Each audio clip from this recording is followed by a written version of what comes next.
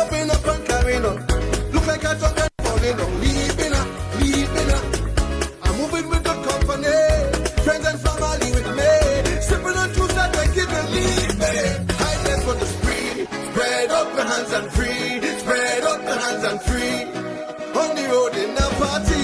On the road, we home in the facts. We home going live on the phone. We home, we home. The whole country ready to party. Calypso so catch at me. Panorama not missing me. No, cause when the music hit me brain, he that make me go insane. It's Carnival come again. Yeah. So when it's Mickie.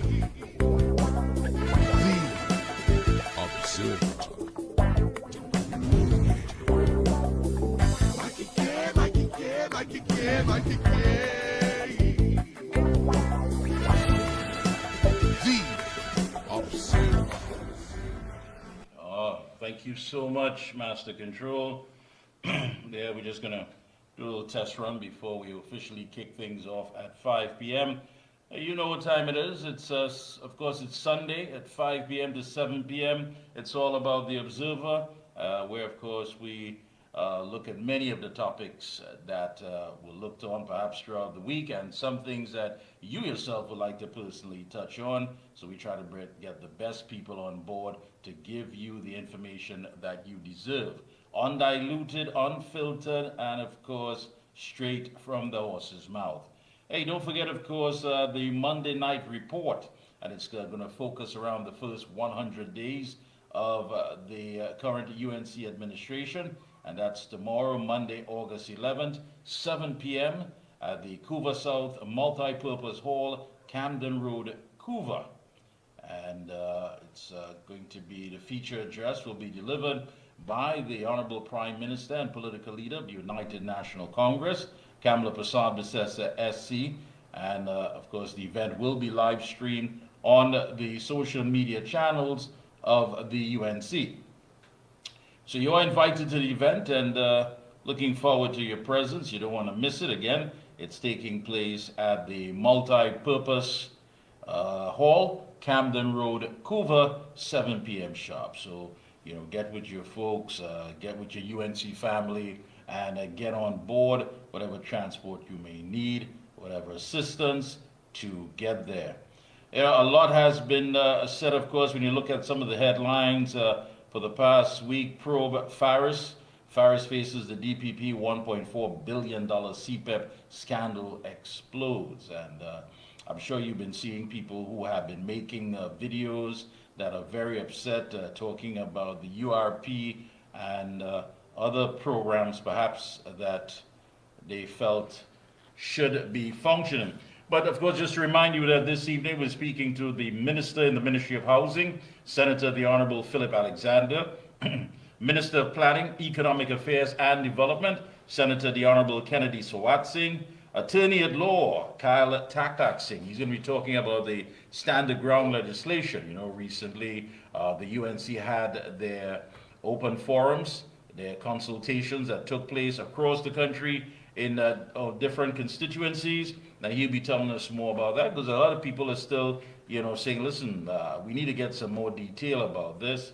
And of course, we're speaking to Prison Officers Association President Jared Gordon. He has quite a lot to say, talking about unfair treatment and the fact that so much they have to deal with as far as a highly stress-related job, and a lot of money has been spent, but the working conditions have never ever been improved. So that's a lot that we have to look at. Significant reductions in murders. There has been a 14.8% reduction compared to 2020, a 29.8% decrease compared to 2022, a 32.3% decrease compared to 2023, and a 35.5% decrease compared to 2024. So we'll be looking at some of this as well, if not today, of course, sometime in the near future, and you get your chance before we wrap up to weigh in on many of these issues. Some people are also talking about the ExxonMobil deepwater blocks here in this country, to award to ExxonMobil deep water blocks. So that's something that we have to look at. Keep our eyes on that. Very, very important. And so much more. And again, we will be speaking to the Minister in the Ministry of Housing, Senator the Honorable Philip Alexander, Minister of Planning, Economic Affairs and Development, Senator the Honorable Kennedy Swat Singh, Attorney at Law, Kyle Taklak Singh, and the Prison Officers Association President, Jared Gordon. So we have a lot to discuss and to bring you the information. And again, as I started, I told you about tomorrow, the Monday night report that will be centered at the core of it, the first 100 days of the UNC administration. So you don't want to miss that. Couva South, Multi-Purpose Hall, Camden Road, Couva. A lot is taking place, people. And I know, of course, when we do open the lines, you tell us, of course, what's your thoughts, how you feel about the first 100 days. I mean, so much information back and forth. Some people, they believe that what they have were realistic expectations, perhaps expecting too much after all that we've been through in the last 9.5 years. Is it even fair? Is it justifiable for some of the comments that people have been making? And I'm quite certain that you would, of course, weigh in on that. CPEP lawyers write the former chairman and tell him, come clean on Faris. And this is something that came up with the, which came up with Anand Ram Logan, former attorney general. So very interesting. Hey, let me say good evening to JP Harper. Good evening to you. A pleasant good evening to Anna Munsami. All the good folks that are locked on. Also, happy birthday to TJ. He's an old St. Anthony's boy celebrating his birthday today. And all the good folks, of course. Yeah, a lot is happening. Safras Ali, good evening to you. And to everyone locked on to the Observer. Again, we officially start in about 4 minutes' time. A lot is taking place. Quite interesting indeed. When you look at some of what's taking place. And again, as I said, there are people who are hell-bent on making certain pronouncements as far as the performance of the government in their first 100 days. There's also a call for A-plus donors as Inshan Ismail, you know, popular TV host and businessman Inshan Ismail battles cancer, and a family plea for urgent blood donations has been posted. I'm sure you've seen it, if not on social media, for him, who he needs some help. And the family asks anyone able to donate A-plus blood to visit the Port of Spain General Hospital as soon as possible. So if you can, and if you can reach out and assist, I'm certain that the family and Mr. Ishmael, Inshan Ishmael, would be quite thankful for that. So, you know, please, if you can. So we'll be talking to some good folks. Also, of course, I'm sure I know you've heard that Dr. Tim Gopi Singh is the head of the North Central Regional Health Authority, and he vows to address many of the long-standing issues with the RHA that has been, you know, somewhat that the general public would have to deal with. And he made it quite clear that he is committed and dedicated in making sure that it runs a whole lot better than it's functioning right now. And I mean, you've seen all the people who turned out for that free healthcare service at Napa during the week. There's long lines. It tells you something. It signals something. And it also signals as well that we have a personal responsibility to try to get, preventive measures need to be put in place. I mean, many of us will have hypertension, diabetes, a lot of non-communicable diseases. And we have to look at the fact that if we're getting the proper exercise, proper diet, if we're taking the proper medication, all of these things we have to look at.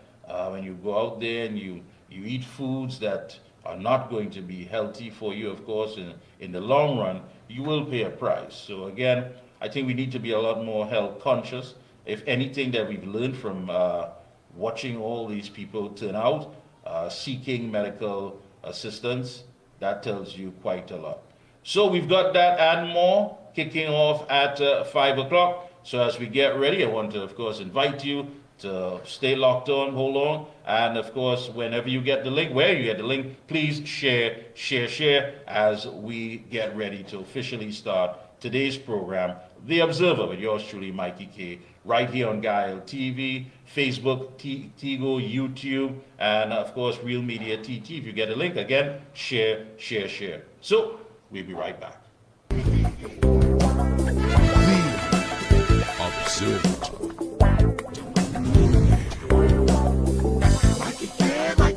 Mikey K.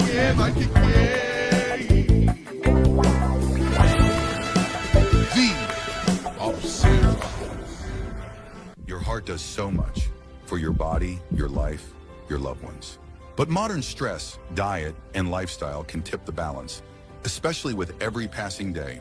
Heart XL delivers high-potency omega-7 palmitoleic acid from sustainable pollock oil to elevate HDL and support a healthy metabolism. Inflammation and low HDL put your heart at risk. Heart XL's omega-7 helps reduce C-reactive protein and support healthy HDL, keeping your heart strong. Heart XL, nourish your heart, sustain your life. When you say TNT's construction boss, then there's only one company, Lacroix Construction Services Limited, specializing in general construction, industrial maintenance, manpower resources, transportation and lifting, and equipment rental, excavators, bulldozers, dump trucks, lighting systems, and everything for your project. We have affordable prices. Call now 267-0000 or 431-0012. Lacroix Construction Services Limited, TNT's construction boss. Where does disease start? It often begins silently. No pain, no symptoms, just inflammation quietly damaging your body. Our choices: food, stress, pollution, all feed inflammation.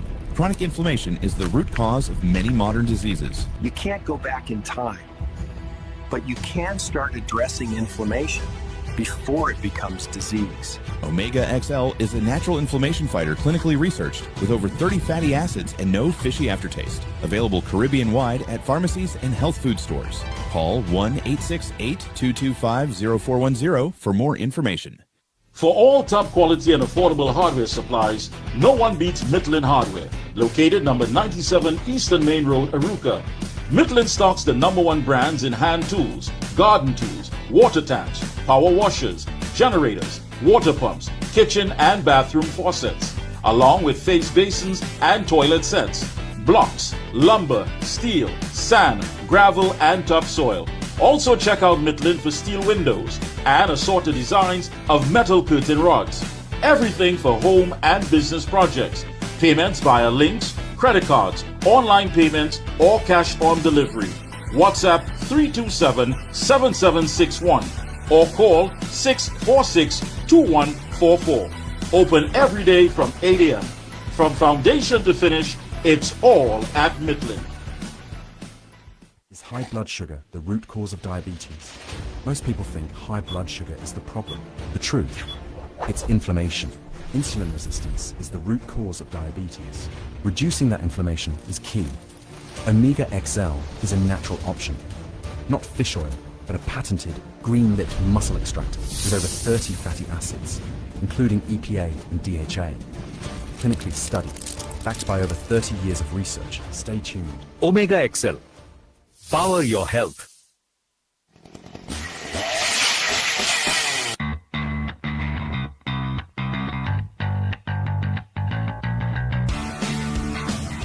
Husqvarna, a global leader in outdoor power equipment, known for its high performance, durable and innovative products, tested and proven by generations of professionals.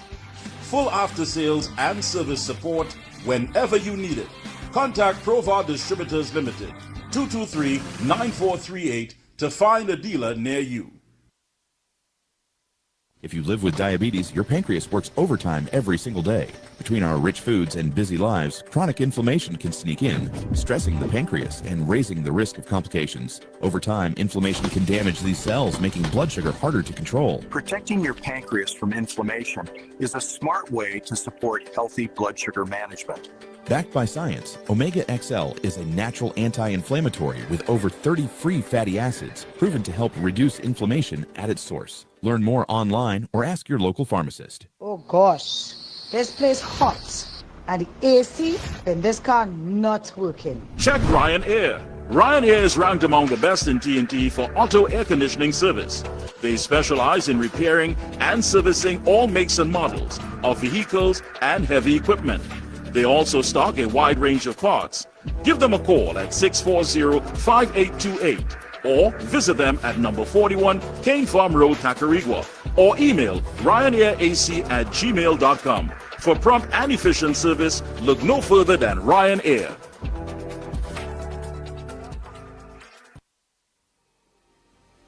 Dust from the Saharan desert, over 6,000 kilometers away, travels across the Atlantic to our little island, filling the air we breathe with tiny dust particles that can trigger an inflammatory response when inhaled into the lungs.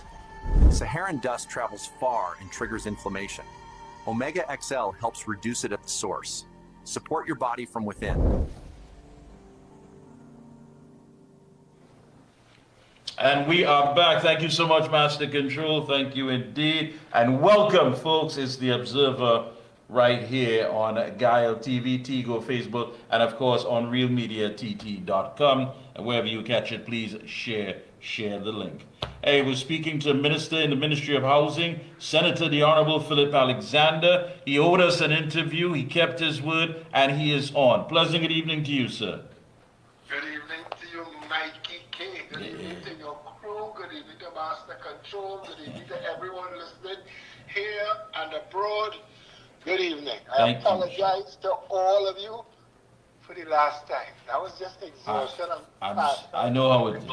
I know how it is. You're going non-stop. And talking about going non-stop, 100 days, of course, of this new administration. I mean, from a personal perspective, before we dive into many of the issues, what's it like? What has it been like for you? Oh my God, Mikey. What has been like?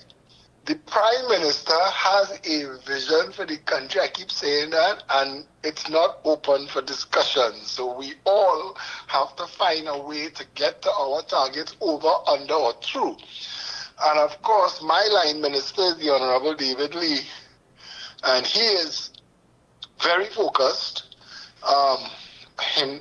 Myself, Honorable Minister Anna Roberts, and him are building out a team to do the 20,000 houses that we have to do in 5 years, which if you compare it to the less than 5,000 houses that the PNM did in 10 years, the Prime Minister wants us to do 4 PNM administrations in this term, where housing is concerned. And we're going to hit the targets there, but it's been a whirlwind of activity, getting everything in place, and but I look forward to delivering. So it's interesting.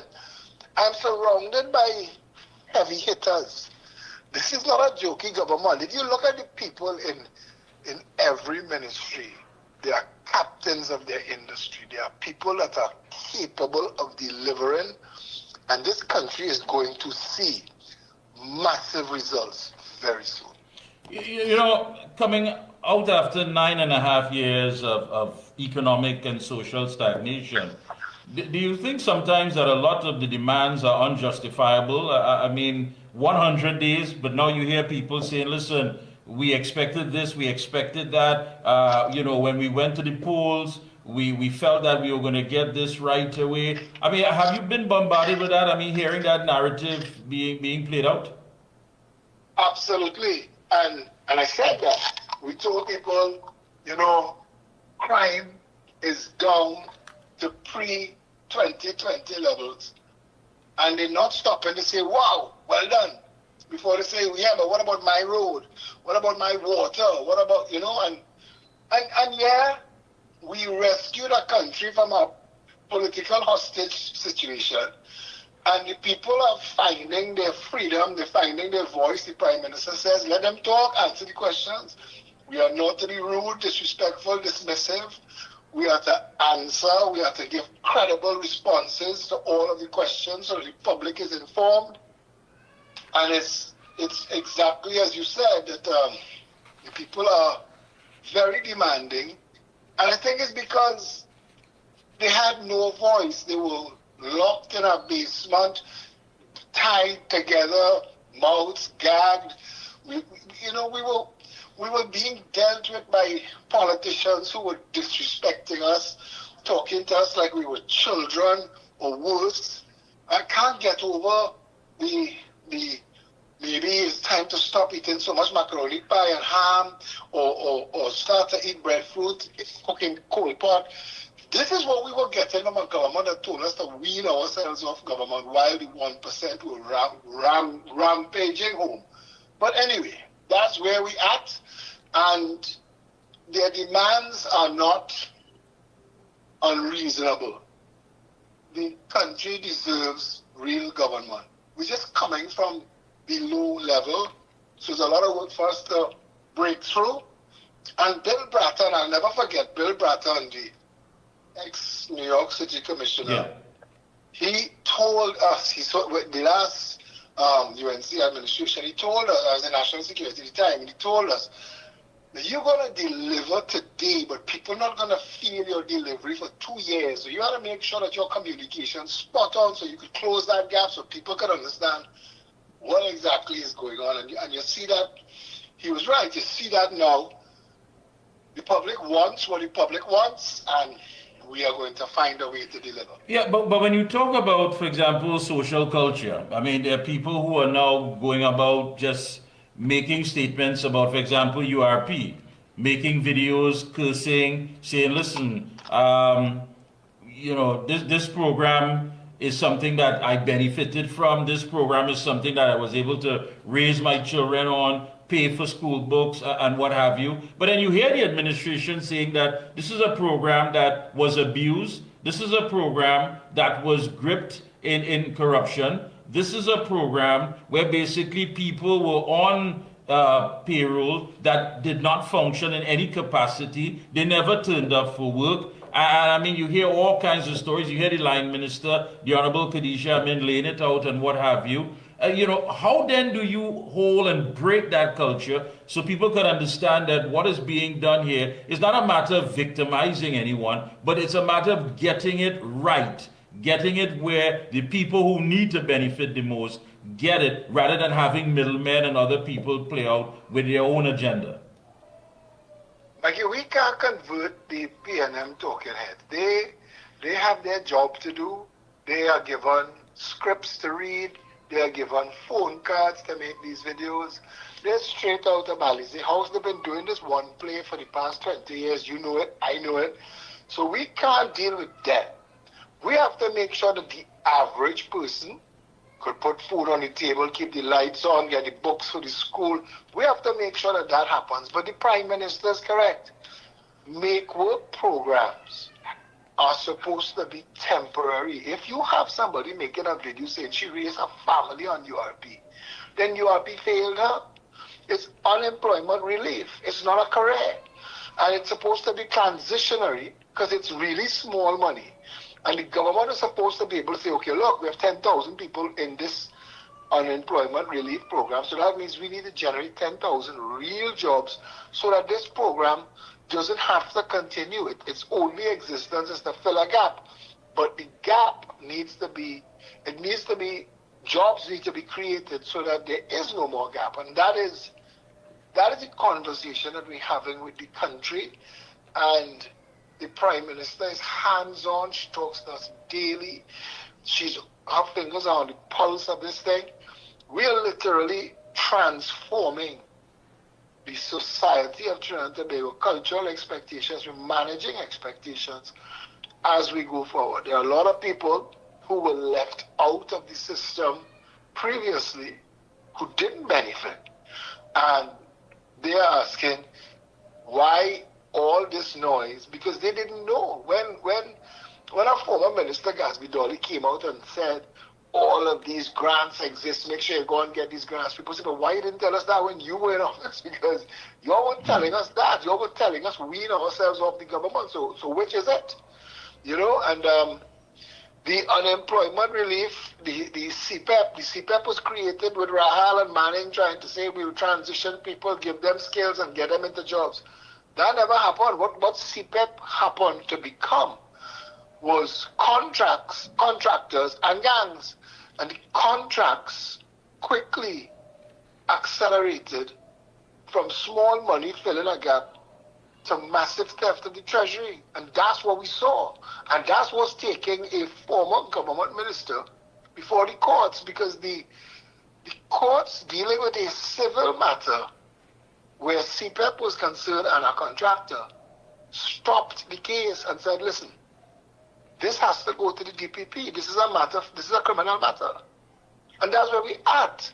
When you're seeing the courts realizing that what was taking place as CPEP and contractors, there's a lot more going to come out in the public space. And if I could say, based on where I am in the HGC had board approval before the elections to bring on 600, let's call them interns, right. People with new skills, let's call them interns, and that the people in charge of maintenance of all of the thousands of HDC properties were to find work for these 600 people. And a couple of days before the elections, 2 government ministers brought in 2,300 people, no board approval. The people responsible for the maintenance saying, what am I supposed to do with this? I have no material, I have no tools, I have no jobs. They say, find work for them, find money to pay them. We come into office now, and these 2,300 people who were given 2-month jobs, basically to buy their vote, looking to us for the money. Because there's no money in the HGC budget, coffers, set aside for that. It's not approved. The board didn't approve it, and David Lee, with his good heart, watched all of us in the meeting, because I in the meeting with the whole executive of the HGC, the whole Ministry of Housing, and he said, regardless, this organization that we lead now made a commitment to these 2,300 people. So now we have to find the money to pay them. Wow. And that is what was going on under the last administration. And Peter was paying for Paul. There were whole organizations that were just taking advantage of the public purse. And we have to, gotta get on top of it. And we're doing that. Yeah, I know that's not easy. I mean, looking at it, of course, this administration is saddled with many of those financial responsibilities now. But looking, of course, at everything that is laid out, I mean, first 100 days, and you mentioned something about getting the message out there. You've always made this statement about the mafia-driven or the mafia-led media printing what they print. When you look at some of the headlines, because coming out of the post-cabinet conference, there are many things. I mean, when you talk about scholarships, you talk about the fact of the demerit system, so many things have taken place in these first 100 days, but they simply do not make the headlines. I guess it doesn't sell when it comes to newspapers. So how important is it for the administration, after, of course, the first 100 days that you were able to look on and see how things are developing, how important is it for them to control the narrative and work on the communications? That's mission critical. It's absolutely mission critical for us to do that, because today the Express run a headline that the UNC is a hoax. Now, I mean, you have, as you just rightly said, 100 days. When you look at new governments coming into office, get something called a honeymoon, which allows you to figure out what exactly is going on in each of these ministries so that you could organize yourself to move forward with your plan. We didn't get that. We had to hit the ground running. Whatever you find, if you come in and the building on fire, out the fire, but get this thing done. And we're doing that. And the media, which is, I mean, the media in Trinidad and Tobago has become a tool of the 1%. It's a tool of the contract mafia. It's a tool of the people people are now starting to understand why we coined this phrase contract mafia. It's a mafia of people that get in contracts in HTC, in CPEP, in every ministry, and they just collecting contracts. There was people boasting that they had too many building contracts. They would have subcontracted out, and that is what was taking place. It was a madness. And the media, instead of being, I don't know, decent about it, actually getting down into the conversation, because they know that a former local government minister could very well end up on charges. Why is that not the conversation? Why in 100 days, crime is below 5-year levels? Right. Why, we removed the demerit points. We tore up the WASA plan. We removed the revenue authority. I mean, so much has been done in this 100 days. You're going to look to the people and print a headline that the UNC government is a hoax. That is highly irresponsible journalism. And yes, you are spot on when you say that we have to manage the narrative. And that is why we have to be on shows like yours. We have to be on independent shows like yours and give the other side of the story so that the average person could know what's really taking place in the country. Yeah, what do you say to people who weigh in on the issue and say, listen, you are a senator, you're functioning in a ministry, where are you still finding time to post anything on social media? Why do you need to lay out any narrative different to what the media wants to put out there to the people? What do you say when people address you like that? Listen, I am a citizen of Trinidad and Tobago first and foremost, and I understand the communication, and I understand that the government needs to be getting its message out, and I am going to make sure to do my part where I can to help make that a reality, because if we don't, then they're going to propagate these lies and mislead the population like they did in 2015. 2015 government was the best performing government in the history of Trinidad and Tobago, but you couldn't tell that if you were reading the papers at the time. We can't let that happen again. So when people ask me, where do I find the time? This is my Sunday afternoon. I should be feet up, Netflixing and chilling. But I'm on it with you, and I'm on social media today, making sure to debunk the PNM narrative. I watched Randall Mitchell go on a thread and share my video from yesterday that gone mad viral about a madness that took place on Maracas Beach. And he's sharing and he's saying, in all his time as Minister of Tourism, nothing like this ever took place. But he's a madman to say that, because I was on Fazir Muhammad's show in 2017 battling the chairs and tents and umbrellas to the public, and we got some reprieve through the police service at the time. So he can't come and say that there were systems in place. If you go up to Maracas Beach, and I'm just using this as an example to show you them trying to manipulate narrative. You go up to Maracas Beach, there was a story the other day, tourists fall down inside one of the boardwalks. The whole place is a collapsing mess. Citizens don't even avail themselves of the facilities because they're so horrible, they're so badly done. Lifeguards have no place to operate. The lifeguard stations for years now is some concrete blocks and plywood. And he is trying to say that all of that happened in the last 3 months so that we should fix it. And I'm saying, what they want, what Marvin Gonzalez wants, is for us to stay quiet so that they could spin their tall tails. We're not going to let that happen this time around. I said today, the Prime Minister has an army. We have political gunpowder we ain't touched yet. And if they feel that we're going to rock back and let them rewrite history to tell a tale, they're wrong. I tell you that. Recently, you had, I believe it was your pre-budget consultations at the VIP location of the Queen's Park Savannah. Give us an idea. I mean, the folks that came out, they attended, some of the things that was said that really stood out as far as what on the minds of the citizens and what they're looking for moving forward. Basic needs. They want basic needs met. People want, when you have a pre-budget consultation, you're expecting people to come with plans and ideas and proposals for things above and beyond the basic needs. But these people still trying to get out of the culture of cesspits. They're trying to get out of the culture of, well, if your road collapsing, you know, you had to try and find a way to drive around the potholes. They're trying to get through the culture of, how do I access some kind of grant, some kind of funding to maintain whatever I living in? Because we on a HDC list 45 years now. Full families.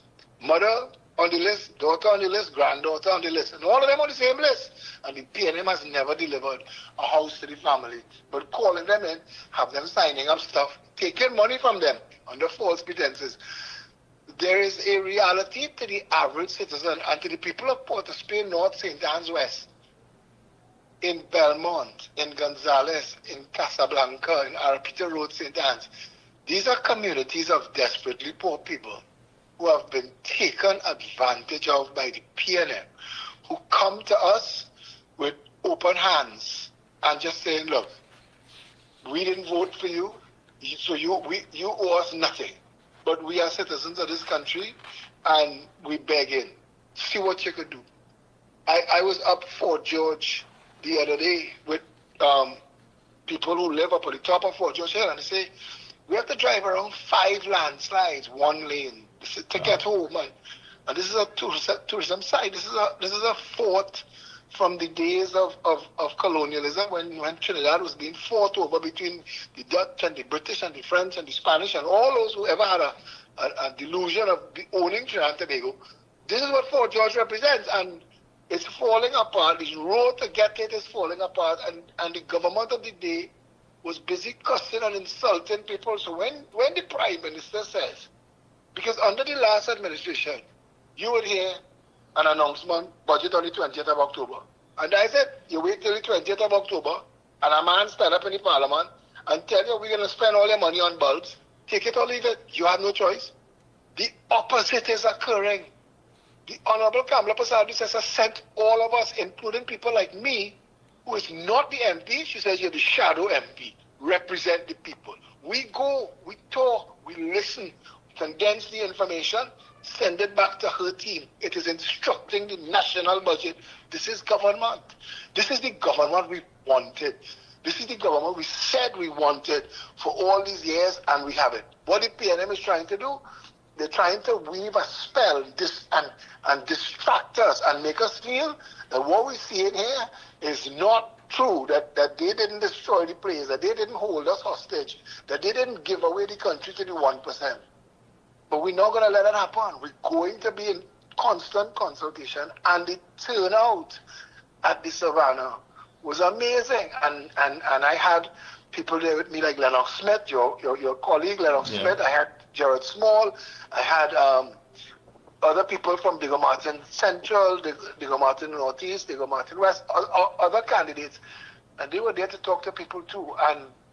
And it was a real healthy exchange of people that we put party aside and we focus on the people and government.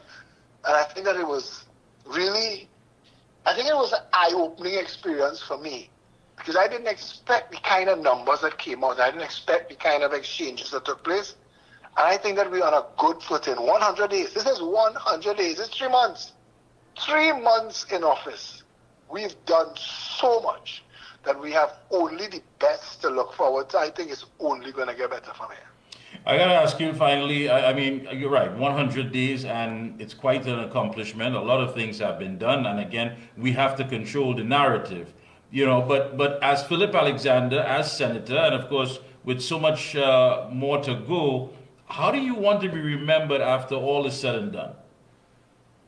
That I kept my word, that I was part of a government that kept its promises, that we delivered. 2010 to 2015 was a remarkable piece of governance, and it got lost in PNM propaganda. I'm going to make sure that that doesn't happen this time around. For the election, we built a wall around Kamala Prasad Bissessa. They couldn't get near her. We destroyed all of her attackers. One by one, as they come, they were destroyed. They're now politically dead. They're in the grave. They're in the political cemetery. We're going to do the same for her and her government. I am not saying to you that I would watch wrong take place and I wouldn't speak up about it, because I don't have that. genetically, I am predisposed to say, hey, we can't be part of any kind of wrongdoing, any kind of disadvantage, any kind of injustice. Beyond that, I want to be remembered as somebody who stood up for the country and kept my word. Given an opportunity, I didn't rock back. I didn't say I'm going to draw a salary and enjoy my life and go party. I am out there working. A PNM troll put up a set of pictures of me and said, look, UNC's version of what? Berkey, I everywhere. And then somebody else wrote and said, you realize that everywhere he is part of his job, right? And that all of those things, because it was everywhere and it was in all of it, that we were showing up. And still beyond that, when you get home, finding time to defend your government and keep the information current in the public space. I know the PNM not liking that, but we are part of an administration that has a massive responsibility. If we're going to turn this place around, people have to almost forget the torture of the last 10 years. I think Amla Prasad Bisesa is going to make a change in this country. They're going to call her the mother of the nation. Like ahead of any father of the nation, she's going to be called the mother of the nation. From the ashes that we've inherited, they're going to build a first world country here. And I'm happy to be a part of that. It's always a pleasure to have you on, my friend. Do enjoy the rest of your evening. And of course, we'll be checking in with you periodically, and keep up the good work. 100 days and counting, and you're at work. And that, my friend, says a lot. Thank you so much. Thank you, my brother. Thank you for having me. And I always look forward to coming on the show. So anytime, again, I apologize to the last time. I look forward to the next call. Yeah, take care. Thanks a lot. All right, Senator. There you have it, folks. Minister in the Ministry of Housing, Senator, the Honorable Philip Alexander. 100 days, quite a lot, and he's correct. You have to control or at least manage what is being said, those narratives that are out there. You've seen the headlines, UNC hoax and what have you. And there are people who are simply hell-bent on getting misinformation out there because it serves them. They believe they're going to get political traction. They're going to get some political mileage out of it. So they will come and they will attack. They're not here to be cheerleaders or to help build or develop. So you need to understand that once and for all. And that's why programs like The Observer, Ground Report, you have Corridor Transformation, and many of these independent programs are the ones who will, and of course, continue to carry that message and to bring it to you unfiltered, undiluted, and straight from the horse's mouth from that perspective. And we're going to take a short break. When we come back, more right here on The Observer. Your heart does so much for your body, your life, your loved ones. But modern stress, diet, and lifestyle can tip the balance, especially with every passing day.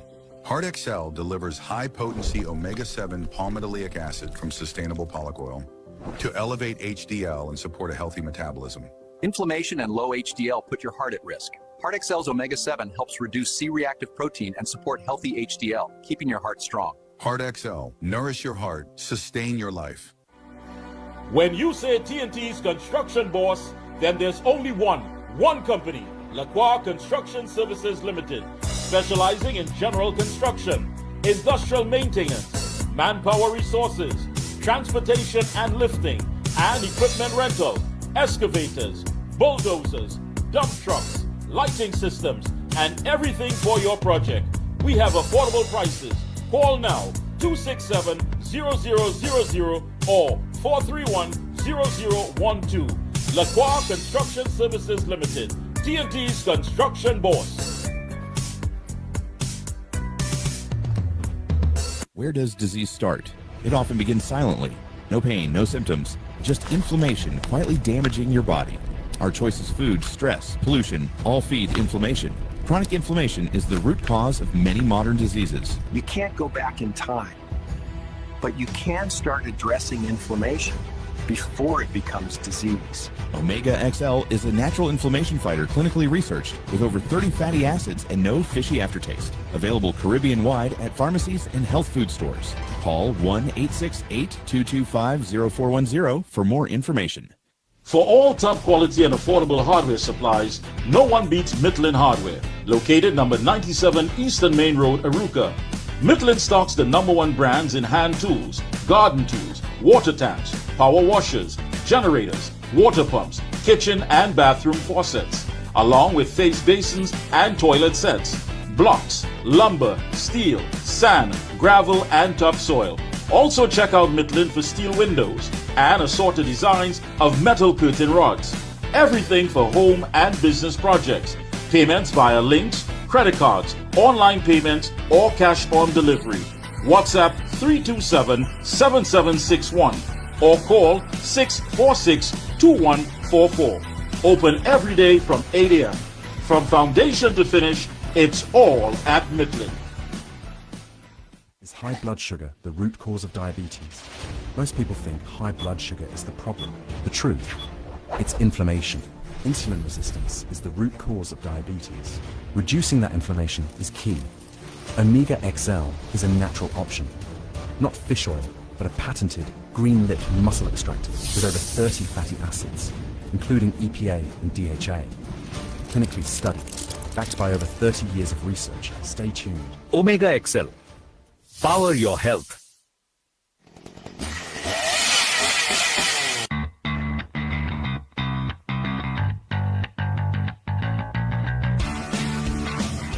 Husqvarna, a global leader in outdoor power equipment, known for its high performance, durable and innovative products, tested and proven by generations of professionals. Full after-sales and service support whenever you need it. Contact Provar Distributors Limited, 223-9438 to find a dealer near you. And we are back. Thank you so much, Master Control. And don't forget, for Strong Heart, it's an all-natural omega-7 supplement, so get your Strong Heart XL today. It's for that love muscle, you need that help. And joining us at this time is a man who's no stranger to the Observer. Let me say a pleasant good evening to the Minister of Planning, Economic Affairs and Development, Senator the Honorable Kennedy Sowat-Singh. Good evening, sir. Hi, good day. How are you keeping? Well, good evening, Trinidad and Tobago. Always good to hear your voice. I know it hasn't, it's hectic, and I want to thank you for taking time out on this lovely Sunday to connect with us and give us the information. 100 days. Tell us, from your personal perspective, how has it been? I know that, of course, getting accustomed to office, having to deal with so much. How has those first 100 days been for you? Well, I mean, as you know, we have an excellent Prime Minister, and because of and you were involved in some of it because of the plans we had coming into government, the factors we came in knowing it, some of what we would like to do.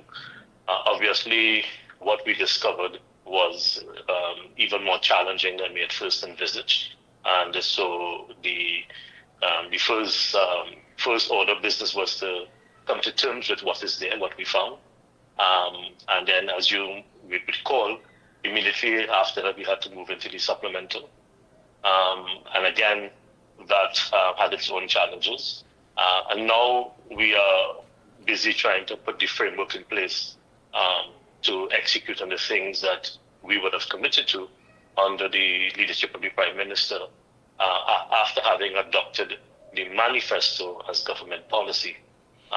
So the mantra of our Prime Minister is for us to move into a framework that we can start to deliver. And so we are now in the process of getting some of those things structured and lined up, even as we go through the planning exercise to deliver the budget in the not too distant future. Yeah, I'm glad you mentioned the fact that there were things that were said before and plans that were laid out, because political scientist Dr. Bishnu Raghunath, he said, of course, recently it is difficult to gauge the government's performance during its first 100 days in office, as it had never revealed what it hoped to accomplish during the period. Well, I mean, that is a double-edged sword. So, for example, it is difficult to determine what you could deliver in the first 100 days because you're not sure. I mean, you have an idea what is there based on the utterances of the former administration. But the reality is that what we would have found was even more challenging than we first would have envisaged. So for example, when you look at how the budget, the last budget under the last administration was structured, obviously we never hit those types of returns. So you end up with a deficit going into the supplemental. Now, once you've reached that stage, you have to think in terms of, okay, how do we deal with this deficit? So, it's important for us as a responsible government under a very focused prime minister, have to make sure that we govern the country properly. So it means that we have to make sure and be able to meet all our current obligations, especially when it comes to pensions and salaries and other obligations. So, while we would have wanted to be different and we would have wanted to be much more focused on what we would have liked to do, we had to clean up a lot of the things that we would have found. The recent court case of the CPET is only one example in terms of some of the things information that we would have had an inkling about, but did not know all the specifics.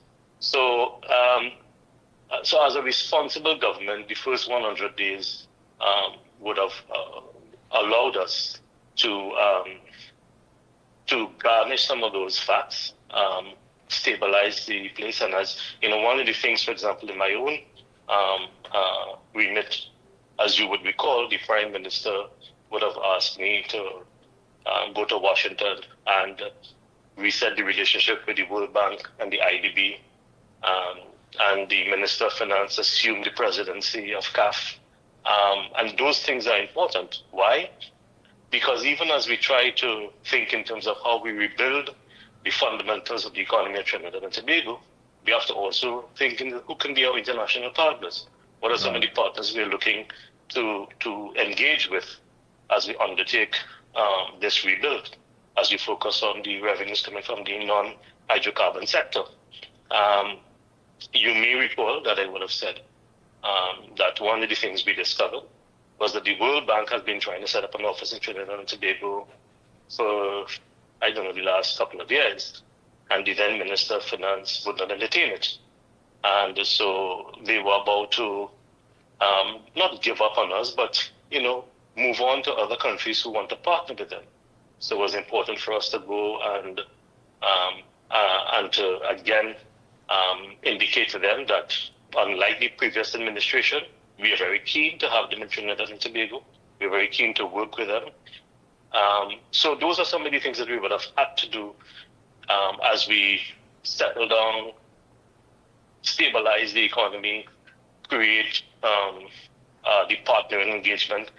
And one of the things that the Prime Minister, with a brilliant stroke of strategy, put together would be a cluster of ministers to be able to chart the course to revitalize the economy.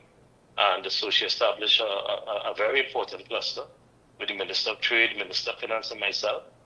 So we can cut through some of the conversations, dialogue, and red tape and work cohesively in order to chart this new framework of engagement with international agencies in important economic considerations. So the first 100 days was not just simply twiddling our thumbs and discovering what is there. It is actually creating an important engagement that will allow us to now start to put the pieces together to begin to execute on what is now our government's policy as we move forward. Yeah, and I'm glad you cleared that up, because, again, I was speaking to Senator Philip Alexander, and we were talking about, communications and being able to manage that narrative, because at one point you of course had to say, listen, those comments made by the former finance minister that the unemployment rate has nearly doubled, you said that in itself is not, it's not true. And then the former finance minister went on to say, Mr. Imbert claimed that under the previous administration, of which he was the finance minister, the national unemployment rate stood at 4%. But if I can remember clearly, a lot of this information was not forthcoming. We weren't getting it from the CSO, we were getting it perhaps 2 years late, as the case may be. So in the first 100 days, you had to get in there, see what was in the treasury, what was available. It was quite a financial balancing act because you had to look at your statutory, your obligations, what you have to pay on a monthly basis, as far as workers, people who have to get their payments. And then at the same time, perhaps also look at the opportunities that exist, what is not there, what was mismanaged, and stop the hemorrhaging of wastage. And in the midst of all of that, you had to deal with misinformation. So, I mean, you basically had to extinguish a lot of these fires that were being set based on mischief and trying to, of course, undermine the administration. In the midst of all of that I just laid out, I mean, how difficult was it?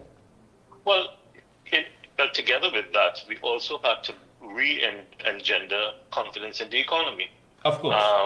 So for us, it is not so much focusing on the failures of the last administration, because the economic heartbeat of our country has to continue to the benefit of our citizens. So it was important for us as well to come up with a new form of engagement. Now, you would have observed, and no pun intended, but you would have observed a number of engagements by the Minister of Finance, Minister of Trade, and myself, as we sought to go to come out and speak about two fundamental things that we would do differently in this administration under the guidance of our Prime Minister. One is that we also went out very quickly and consistently to indicate to the business community that we intend to partner with them and for them to take a more important role to drive economic growth and economic activity in the country. Now, that's fundamental. And I can't tell you how critical that is, because what that means is that government, who had previously kept a number of things in its own hands, and government was the single largest employer, single largest consumer of goods and services, and so on and so on and so on, that we were now fundamentally indicating that government cannot, of its own, be the sole engine driving all economic activity and sucking the oxygen away from the private sector. So it was this government's intention, as expressed by our Prime Minister, as indicated in the manifesto, to create that economic engagement that will allow the private sector to now take its a new role, so to speak, because the private sector in Trinidad and Tobago have been doing well in spite of what took place in the last administration. It was our intention, and it is our intention, to now bring them as a partner in developing economic activities, economic growth, and as a driver to stimulate the economy, given the limitations that government has in the past and continues to have now. In fact, one of the things that came up in many of our conversations with international agencies is the challenges that government have in implementing things. And so we need to find, and we needed to come out very quickly to let the private sector know that this will be a new way of engaging. We have adopted an open door policy. We have had many, many meetings with private sector, with different chambers of industry and commerce, and different institutions and organizations.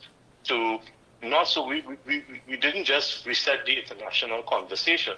We also began to reset the local conversation with our private sector partners.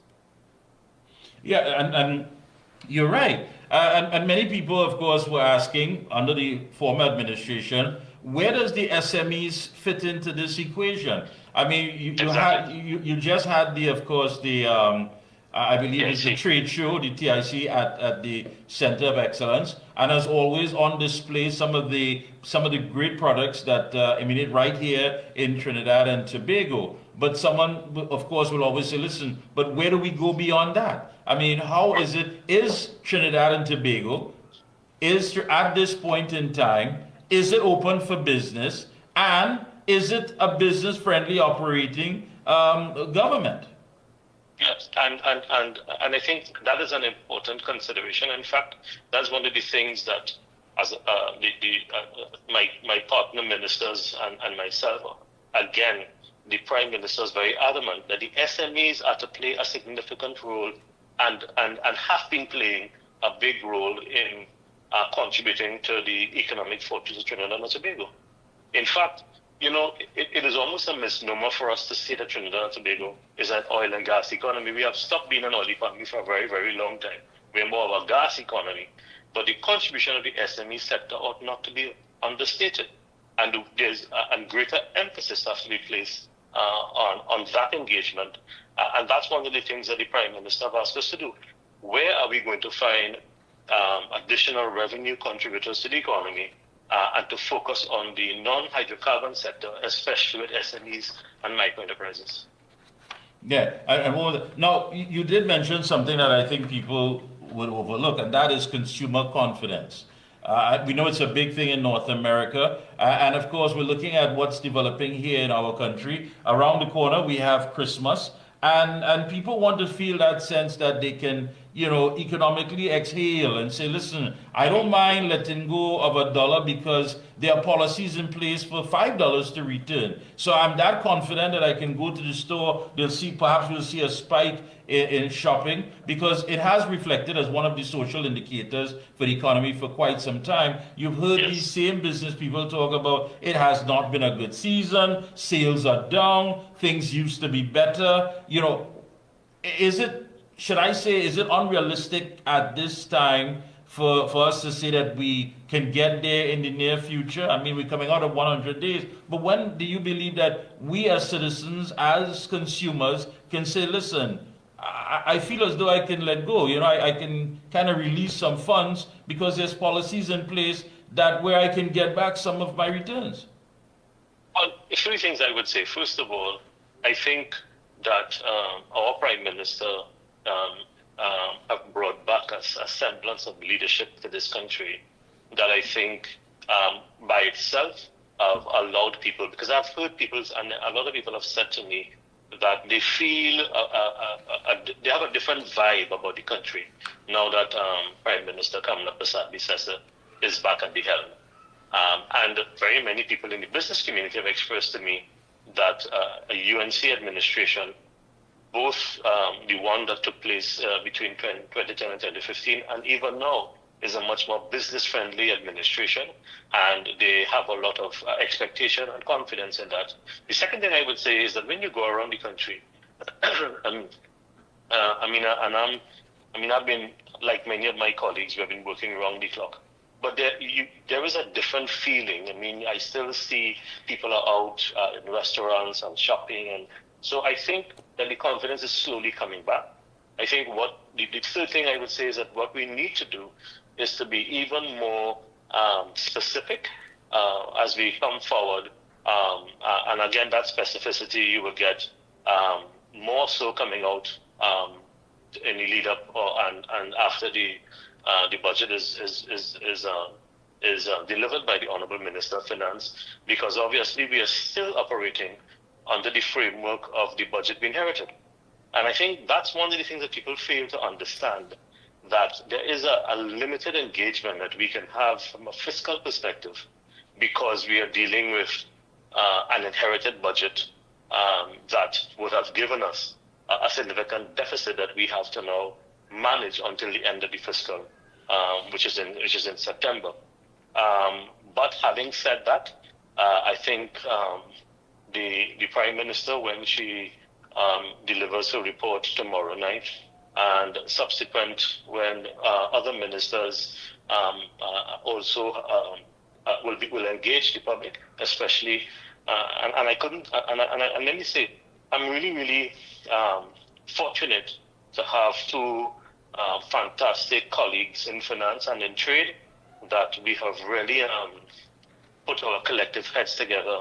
And in all the engagements that we would have undertaken, I think people are beginning to sense that there is in terms of the Prime Minister, a new person at the helm, but in terms of my colleagues, that there's significant capacity to deliver on the things we talked about. That there are people who, in the case of Minister Maharaj, a titan of the cosmetic industry, who's been a manufacturer. In the case of the Honorable Minister of Finance, somebody who has managed the economic framework for the United National Congress in opposition, and now doing so as a Minister of Finance. I mean, so you have people who are persons who have been in specific industries. Minister Alexander, he has been in the security field for over 30 years. You know, you have a lot of people. Minister John have already delivered projects and in areas of housing and UDCOT and so on. So you have some significant veterans in Minister Munilal, somebody who was shadow for the Ministry of Energy, and you will see in the weeks ahead the kind of delivery that we are going to start to do. So I'm very blessed, and I feel very fortunate to be in a cabinet of this ilk and magnitude, and under the leadership of a fantastic Prime Minister, who I think will go down after we finish this 5 years as one of the best Prime Ministers in this country. Yeah, I want to agree with you on that. And also I want to agree with you on the fact that there is that sense of you know, that essence of change that people are definitely embracing.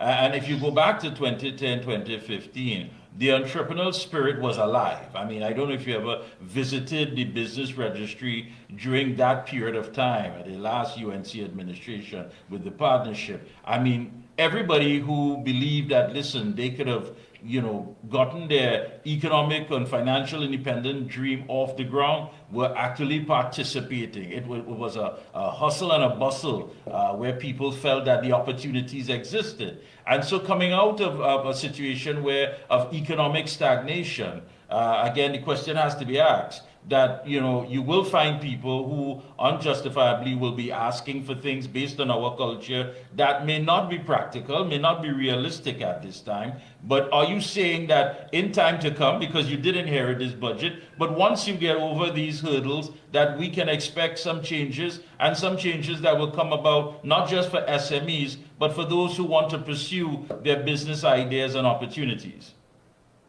Definitely, and again, those are grounded in our manifesto that has been adopted as policy, as government policy. So it is our intention to pursue those things that we committed to on the campaign. You see, unlike our predecessors, the Honorable Kamala Prasad-Bissessar as Prime Minister has asked the government to be faithful to the things we promised and committed ourselves to. And those are the things that we are going to be working very, very hard to make sure that we can accomplish. And you know, and I have a lot of confidence, as I said, in the persons around the cabinet table. I have a lot of confidence in the leadership that has been given to us. And I feel, as I said, I can tell you, I've been I've worked across many countries. I think the opportunity in Trinidad and Tobago is significant. I think in spite of all the challenges that we have faced, I am seeing light at the end of the tunnel. I'm seeing a way forward. And I'm seeing a bright future for us under the leadership of Kamala Prasad-Bissessar and together with my colleagues in the cabinet. Then I need to ask a question. You just made a statement. You said that the Honorable Prime Minister has made it quite clear that once you're saying that, we are going to deliver on this, it has to be something that is realistic, practical, and it is something that can, of course, exist. It can be something tangible that the people can see it and believe it. And that says quite a lot. I mean, just that alone, that what you have just stated there, says quite a lot. Because I think what hurts consumers and what hurts citizens, I should say, is that when you're told that there's no money, there's no finances to do certain things that, would benefit the people of this country, and then turn around and hear about the wastage, the wanton wastage, about this being bought and this being spent, and this can't be accounted for. And I think that's the painful thing that many people really and truly do not want to continue living through. So I guess the Prime Minister has taken a step to be very cautious, to hold people accountable, and of course wanting to know exactly where the monies are going, and whatever policies that come about can of course realistically be delivered to the citizens. Exactly, and the other part about it that I think will be important to note as we move forward in the future is that we have to be innovative. We have to be able to think outside the box. We have to recognize that we are not alone in this journey, and there are a significant amount of tools that are available to us.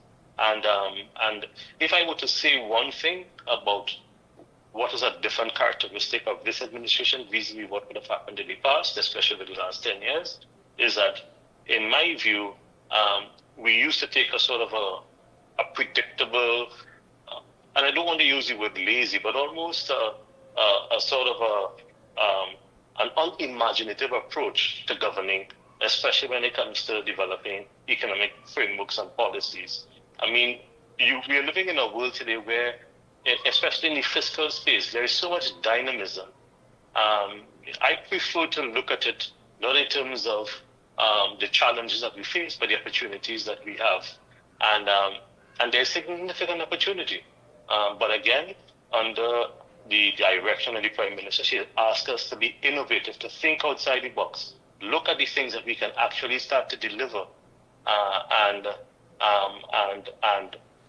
bring those things to the fore. And that's what we are focusing on. And in doing so, Minister, since we're talking about outside of the box, and the fact that we are open for business, and this administration is business friendly, have you also looked at many of our nationals who live abroad who may have expertise in different fields? For example, perhaps if they come back here, they can be assigned special projects in AI technology, renewable energy, recyclable options. Has that been entertained?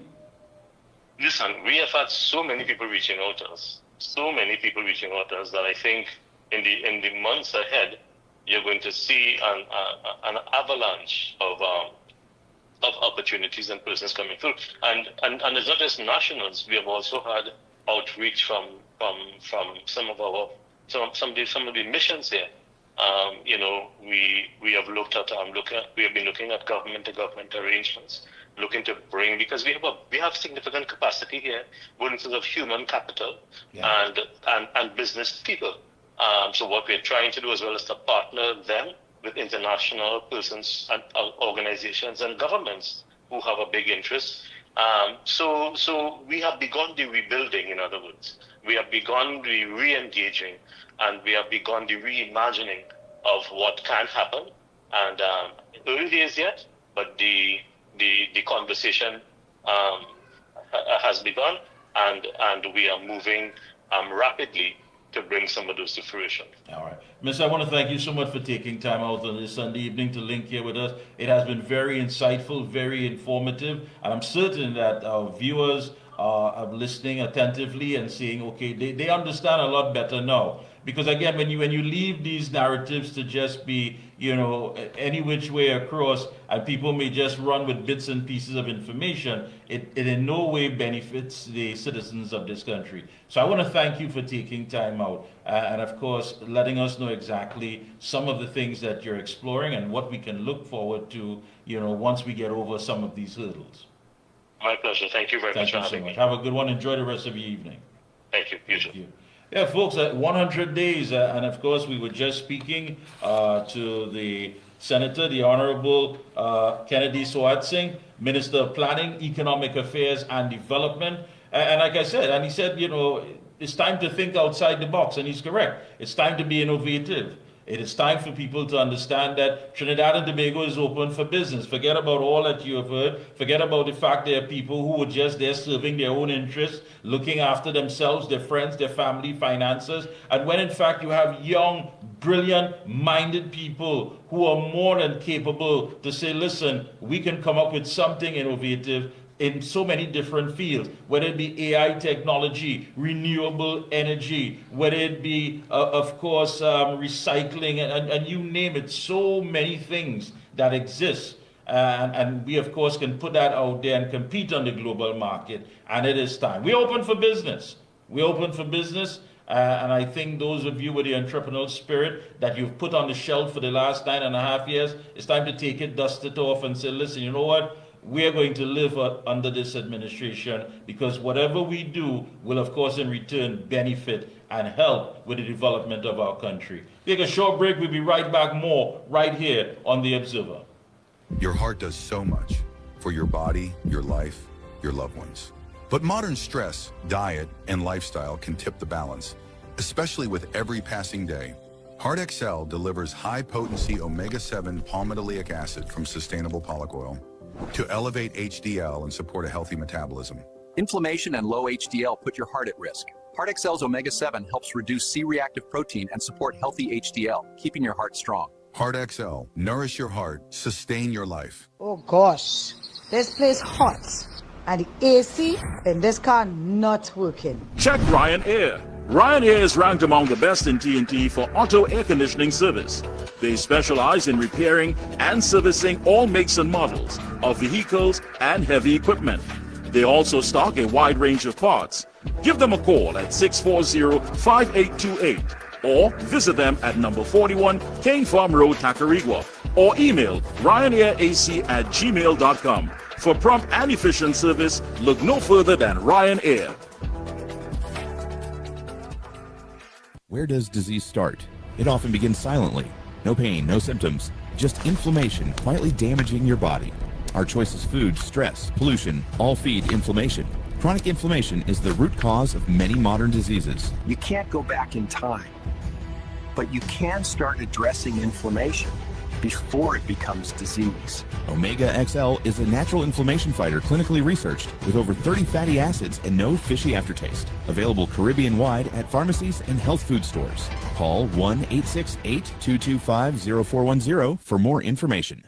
For all top quality and affordable hardware supplies, no one beats Midland Hardware, located number 97 Eastern Main Road, Aruka. Midland stocks the #1 brands in hand tools, garden tools, water tanks, power washers, generators, water pumps, kitchen and bathroom faucets, along with face basins and toilet sets, blocks, lumber, steel, sand, gravel and topsoil. Also check out Midland for steel windows and assorted designs of metal curtain rods. Everything for home and business projects.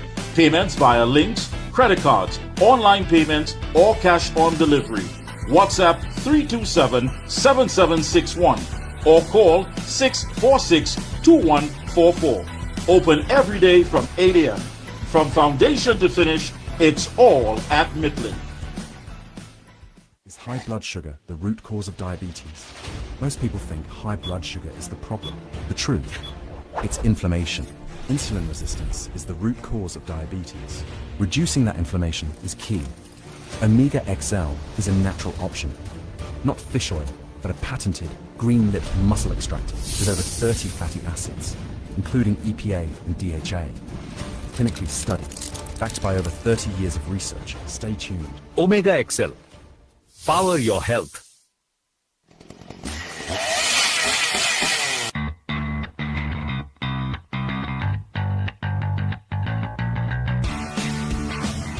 Husqvarna, a global leader in outdoor power equipment, known for its high performance, durable and innovative products, tested and proven by generations of professionals. Full after sales and service support whenever you need it. Contact Provar Distributors Limited, 223-9438 to find a dealer near you. If you live with diabetes, your pancreas works overtime every single day.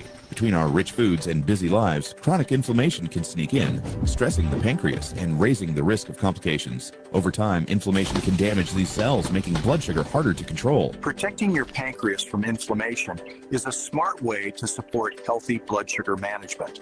Backed by science, Omega XL is a natural anti-inflammatory with over 30 free fatty acids, proven to help reduce inflammation at its source. Learn more online or ask your local. And we are back. We are back. Thank you so much, Master Control. Master, do you have the Monday night stuff? Just to let the good people know again, tomorrow, Monday night report, 100 days. And we do have, of course, attorney at law, Kyle Taklak Singh. He will be right up next.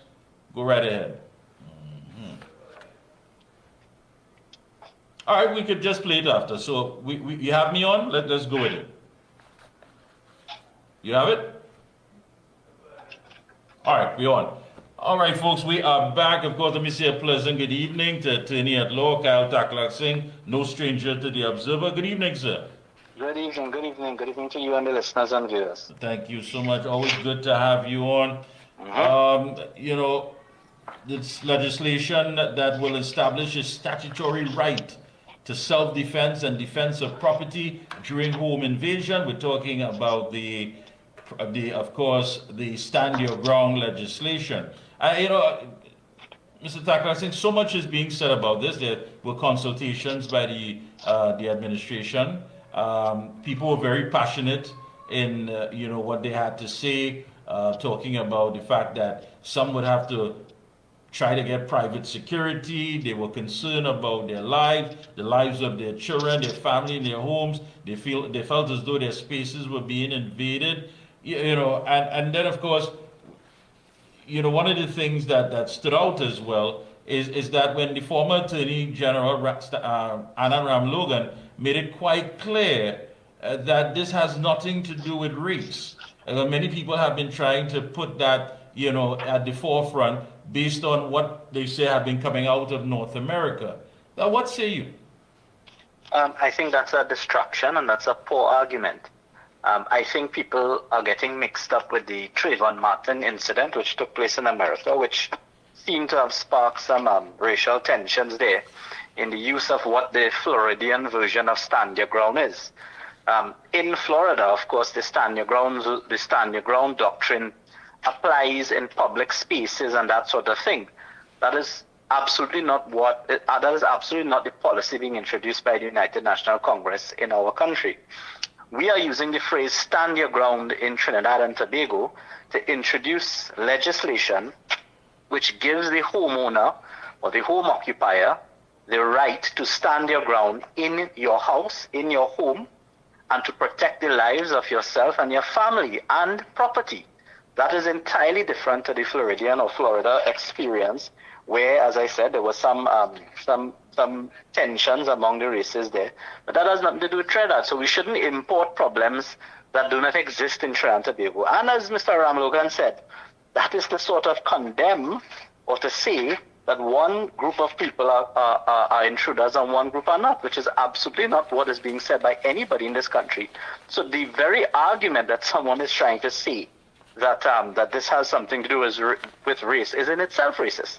So I don't subscribe to that view at all. This legislation, I think, is good legislation. First of all, you have to commend the United National Congress for putting this out for public comment and consultation, which is seldom done in Trinidad and Tobago. It's very rare, especially over the last 10 years, where the government went out with legislation, put it out to consultation, and had the level of consultation that the United National Congress is currently having with this bill, where every single MP and every single area have held public forums for people to come and make their comments and you know, engage in discussions. I think if you look at the papers today, there are several articles about stand your ground where people are expressing their views. So it's really excited commentary, and it is good governance and really the true form of democracy. So you have to commend them for that. Secondly, this bill, in my view, that is out for public comment, has certain things which are really novel to the law. I have already commented and said, look, this is a bill that gives a person the right to stand your ground in your home to defend your property and your life. It also specifically abolishes this perceived duty to retreat that sometimes police officers and other arms of prosecution tend to take into account when they come to investigate a homeowner who has killed or who has defended his home lethally. Sometimes the police officers or the investigative persons want to know, well, could you have gotten away? Could you have left your house? Could you have ran away? Could you have retreated? Why should we consider that? Why should you have to retreat, or why should that be a consideration when you are in your home, the comfort of your home, and someone is coming into your home to do you or your family harm? That should absolutely be no part of the law, and this bill treats with those issues. You also have folks weighing in talking about the international experience again, making reference to North America, shows that the laws have not made communities safer. Instead, they have led to an increase in gun-related deaths, encouraged vigilante justice, and has worsened the social divisions. That is absolutely not true. And again, it's conflating stand your ground statistics in America with our version of stand your ground. Stand your ground version of the stand your ground version of the law in America allows the stand your ground doctrine, as it were, to be used in public and to be used in public places. And therefore, that has perhaps led to some increased conflict and aggression where you have conflicts taking place outside of the home, let's say in a bar, in a public place on the road. That is entirely different when an intruder comes into your home, which is perhaps more akin to the castle doctrine that is used in America, that type of phraseology. It is clear, in my view, that those statistics being cited by persons have absolutely nothing to do with the law in Trinidad and Tobago. They're simply citing studies and statistics to say, well, where stand your ground law has been introduced, there has been an increase in violence, without actually looking at the versions of laws that have been implemented in different states in America. If you look at those laws carefully, you will see that that is another type of self-defense law, or another type of law which allows defense in public areas, and therefore people may go out looking for confrontation and then seek to invoke stand your ground doctrine to defend themselves when they were in fact the aggressor. Again, wholly different when you are at home looking at your television show in your house or asleep. Someone breaks into your house. How on earth could there be an increase in violence when someone enters into your house and you use your stand your ground doctrine? Where is the increase in violence? No, I understand clearly where you're coming from. To me, basically, it gives you a fighting chance rather than you being a sitting duck. And I think that's something that people may try to debate over. But the fact of the matter is that someone is invading your private space. Someone is saying, listen, this sanctuary that you call home with your wife, your children, however, this means absolutely nothing to us. We want to get your belongings, and if we have to snuff out the life of you and your family, we're going to do it. But then there are those who are going to weigh in on this from this social aspect that, listen, this is just scratching the surface. These individuals, and that's the thing that I'm trying to understand. After the fact, you're telling me to do a psychological assessment. Perhaps someone didn't grow up in a home with a father. Perhaps they weren't good. They weren't academically inclined. I don't have time for that. I am in my home. Someone is coming into my home. They're invading my space. They don't care. They don't respect my home. They don't care about my life or the life of my family. Should I not have something, some policy to defend the lives of my family?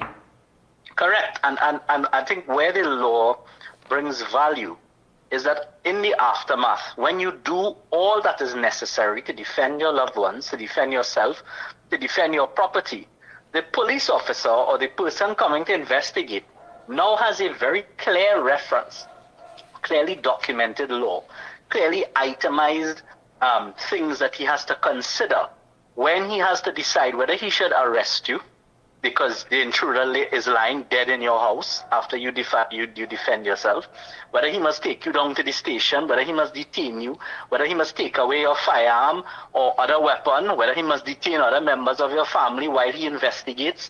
Now, the law will be very clear that if that intruder was in your house and you use lethal force, the police officer really ought not to be bothering to detain you because you have invoked your right to stand your ground in your house.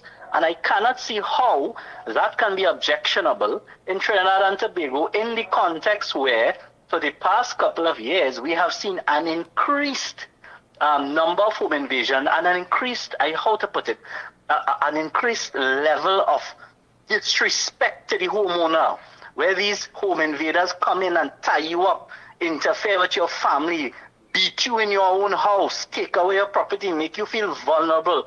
How on earth could it be objectionable that the government and the UNC government is now saying, we are giving you the unambiguous right to stand your ground in your house and defend yourselves?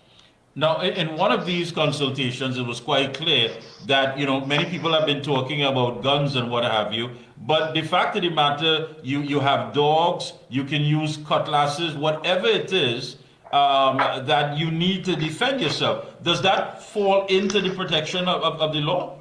Absolutely. By any means necessary that you have available to you to defend yourself, you have the right to stand your ground. And then the other issue where people try to say, well, the law is useless because you don't have firearms. The current law as it stands in Trinidad and Tobago is that any citizen over the age of 25, I believe it is, can apply for a firearm, a legal, lawful firearm, and obtain it through the usual processes. Once he has a certificate of good character, once he does the psychometric testing or psychological testing, and he's of good health, etc., and you have the correct premises, and you have the other things, and you do your training, you can obtain a firearm. So that right is open to every citizen of Trinidad and Tobago. So if you feel that you also need a firearm, the law already exists, and this law will complement the right that you already have to apply and obtain a firearm. So it's really not an issue. Now the problem is, I accept that there have been delays, so to speak, by the police service in processing these applications. I have represented several clients who have had to sue in order to force decisions to get their firearms. So I know that there's a delay, but the point is the right exists, and this law will complement the already existing right that you have to obtain firearms. Yeah, and looking at it as well, for those who have been weighing in on it, the fact is that the administration at least took the initiative to say, listen, let's listen to before we implement anything. Let's hear the views of the people. And listening to it, I mean, people are basically living in fear. Now, that in itself has come under criticism, where it is that government is just, of course, pandering to those who have this sense of fear and insecurities, and say, look, listen, just get a gun and go about doing things like the Wild Wild West, which is far from the truth.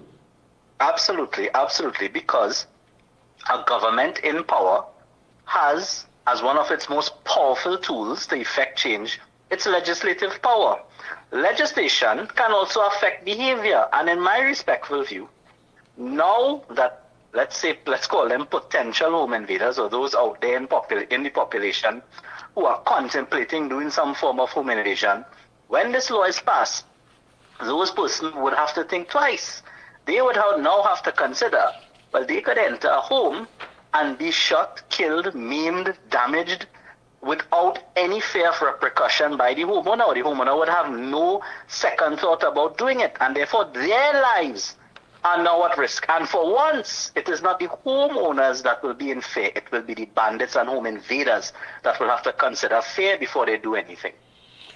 What about folks who would say, listen, at the end of it all, the individual came into your home with a knife, and it just seemed that you went to the extreme to actually offload bullets from a gun on that person. And the law tells you that, yes, proportionality could be considered, but it also says you don't have to weigh the niceties.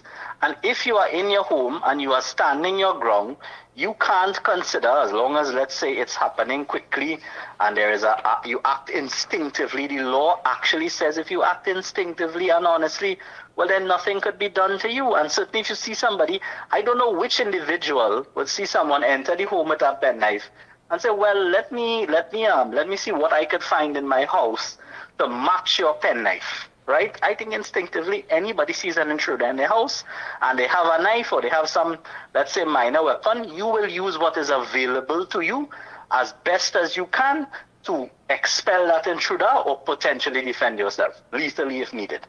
And the issue of reasonableness, I believe that's... The law, again, and this is the beauty of statute, sometimes, yes, we know there's a common law, and over hundreds and hundreds of English law and Trinidadian law, we have established what is reasonability or reasonableness in the context of self-defense. Well, it's good to have it codified in a statute so that every citizen, you don't have to go and read hundreds of cases like I had to do in law school.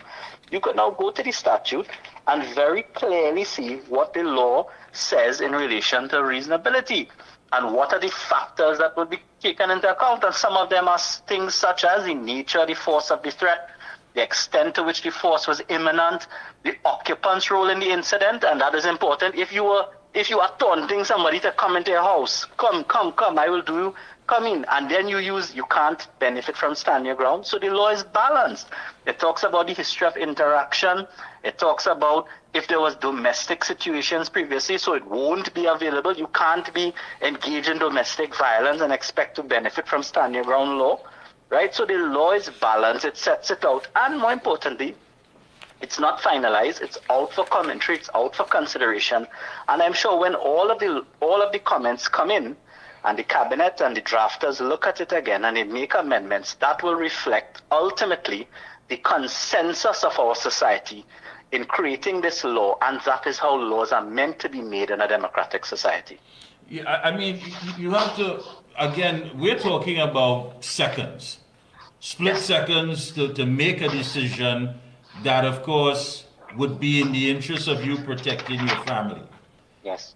And when you listen to people weighing in on this and adding their voice, especially those who seem to be looking for kinks in it, they're telling you, look, listen, man, at that point in time, there are those who will make up their mind and say, the individual has been injured, but I need to finish them off, because what is the chances of these individuals going to court, perhaps getting bail, and then if not, sending someone to come and snuff my life out because I have to go to court, I have to testify. So perhaps I'm doing all the work that I need to do now and get rid of them. Well, the law clearly says, it says two things in relation to that. Firstly, it says, yes, please clear that. Yes, firstly it says, if you are acting honestly and instinctively, and so as to what was necessary and a legitimate purpose, then the law protects you. So someone breaks in, you act instinctively and you kill, and honestly you didn't intend for anything else, but you were defending yourself, the law protects you, no issue. Person dies, absolutely no issue under this law. But the law also does say, well, if you are acting grossly disproportionate, then that may be something that the law will have to consider, and the defense may not be appropriate to do to you. So that may cover what may be described as execution. Certainly, the law isn't going to encourage executions, because then it could be abused, and therefore that is actually the law, I suppose, striking the balance that many of the detractors are saying are not there. So the very detractors are saying, oh, this is to assassinate, and it's absolutely not. The law actually still says that if you are grossly disproportionate, with your force, then it may not be available to you. So I think the law strikes a good balance. But at the end of the day, I think it is a good deterrent. I think that it is good to codify these laws. I think the process in arriving at this law is good. And I think the society will benefit from a proper codified self-defense of property bill, or as we call the Home Invasion Act.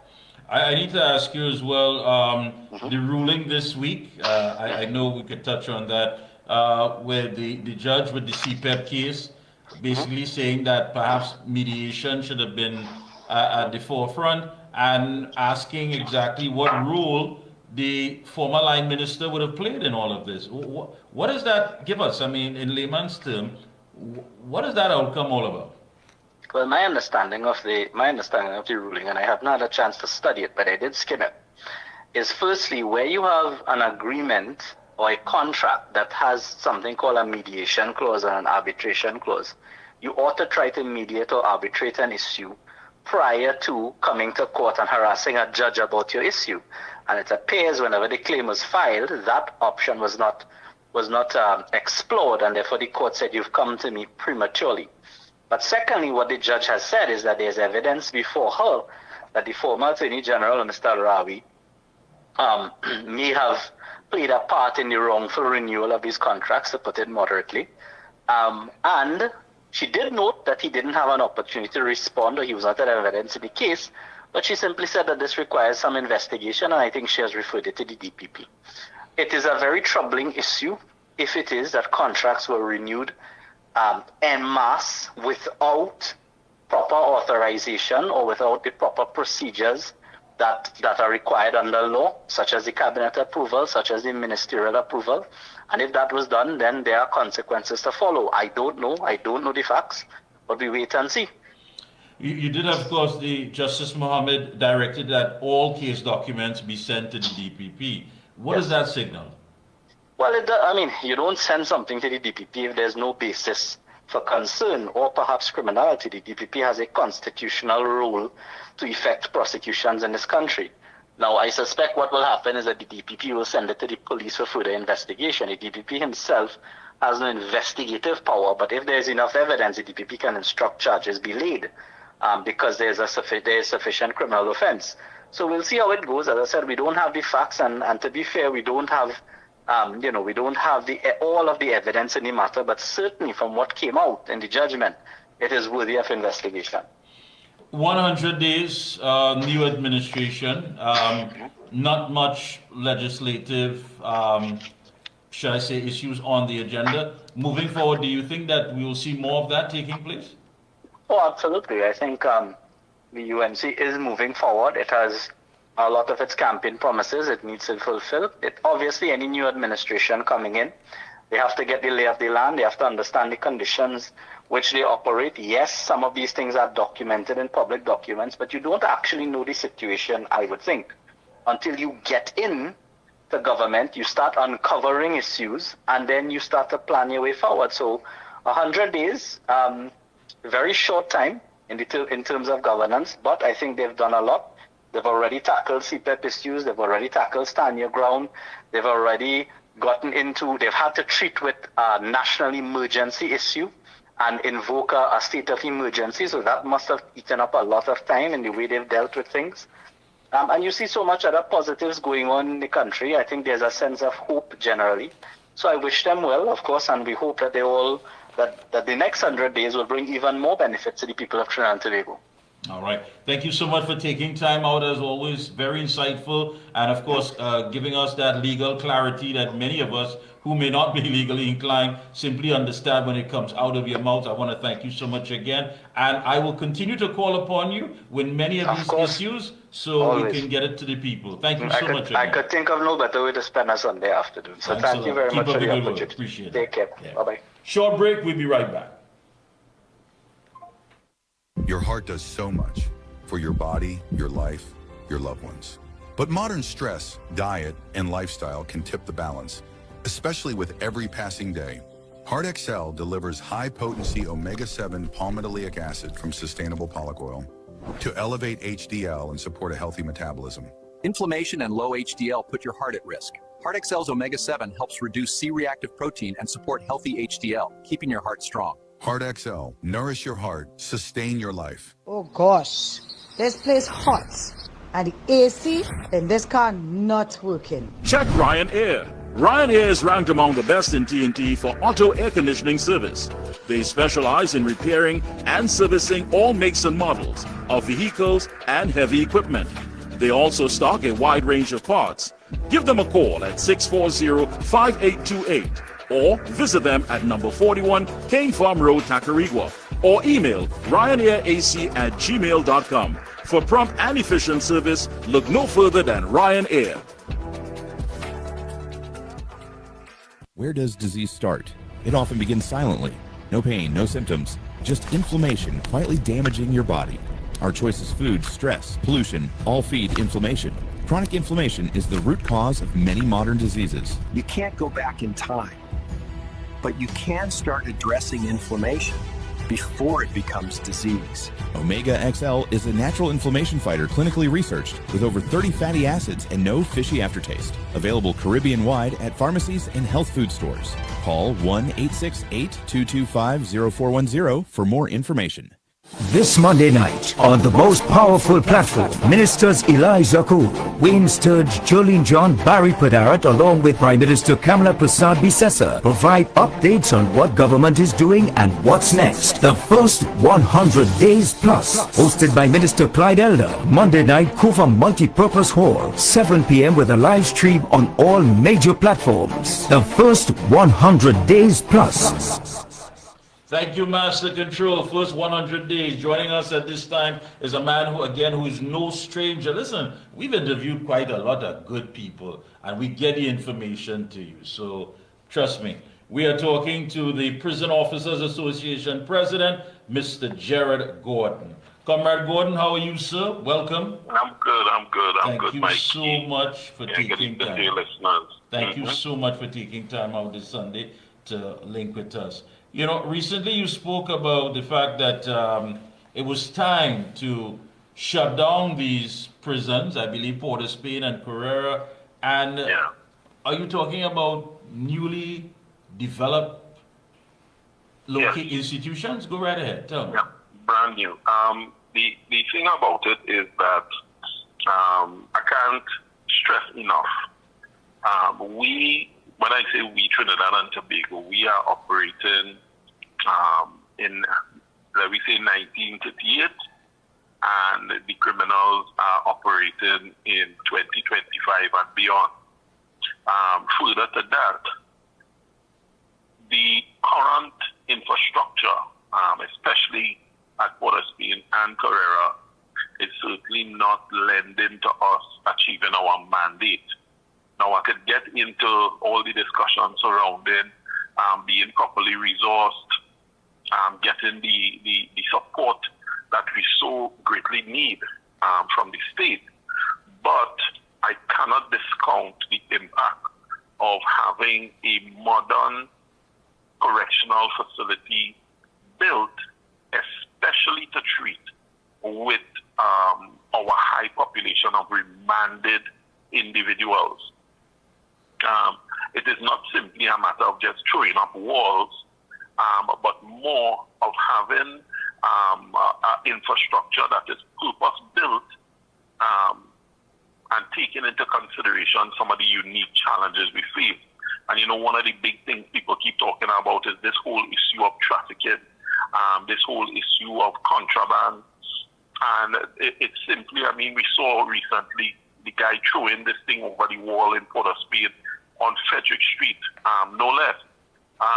So what I am hoping to get an audience to advance is the need to construct a purpose-built facility where the infrastructure is going to lend to us stamping out to a great degree any sort of options for that. I mean, when we look worldwide and internationally, in all our countries, you know, there are challenges with contraband, some more than others, but what we want to do is we want to reduce certainly what is happening in Trinidad and Tobago as much as is possible, so that we could certainly, you know, achieve that mandate in service to the people of Trinidad and Tobago. Yeah, I mean, because a recent newspaper report says that more than $5.2 billion was spent on the prison since 2016, and yet still you're still playing with so many of these problems. No, well, I want to please, via your platform here, for people to recognize when you do simple maths.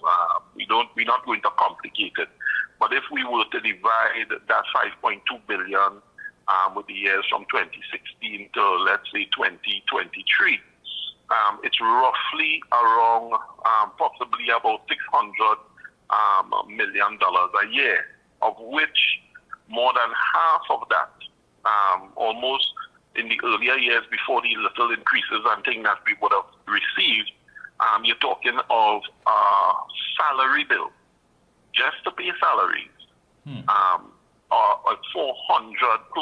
million a year. And that does not include overtime, that does not include NIS payment, it does not include the food for the inmates, it does not include utilities. So the figure sounds fantastic, but if we were to do a comparison with, let's say, the police service spends that in possibly 2 years. That's $5.2 billion. So the figure sounds fantastic, but in reality, it is barely, if at all, scratching the surface when it comes to having a prison service that is properly resourced and outfitted. Yeah, Comrade, I have to ask you, when do you think that we're going to get this thing right? Because you and I have had many discussions. I've had you on, I've had the former president on, and I think people are not understanding the kind of frustration that you have, that you go through, and not understanding the kind of work environment that many of these prison officers have to endure. I mean, the fact of the matter, you have people who they live in certain areas that they have to question their safety, their psychological balance, dealing with a very highly, stressful job. I mean, let's be honest, it's a very stressful job. I mean, it's not to say you're just going about your business, but you still have to deal with individuals who would come and try to inject fear in you and say, listen, I want you to traffic, or I know where you live, I know what school your children going to, I know your wife, I know your mother. Somebody could be harmed if you don't start plying our trade over the walls of these institutions. And taking all of that in consideration, why are prison officers still treated in a manner that when they are asking for just the basic fundamentals, it just simply cannot be given to them? That is a very loaded question. Let me see if I could deal with it in pieces. So let's address the whole issue of the stress involved with the job. I often tell people that the Trinidad and Tobago Prison Service is not the only correctional service or institution in the world. If you just do a cursory glance, you do a basic search, you would see that all of these institutions face a number of challenges, especially with the staff. What happens in Trinidad and Tobago, and I would like to utilize this whole issue of safety. There was an officer from Miami, Oswaldo Alvarati, who was murdered when he left work one day. Now, he was able to have a firearm, but in those days, there was no place available at the prison for him to lodge. So he left his firearm at home. He came to work, but they murdered him.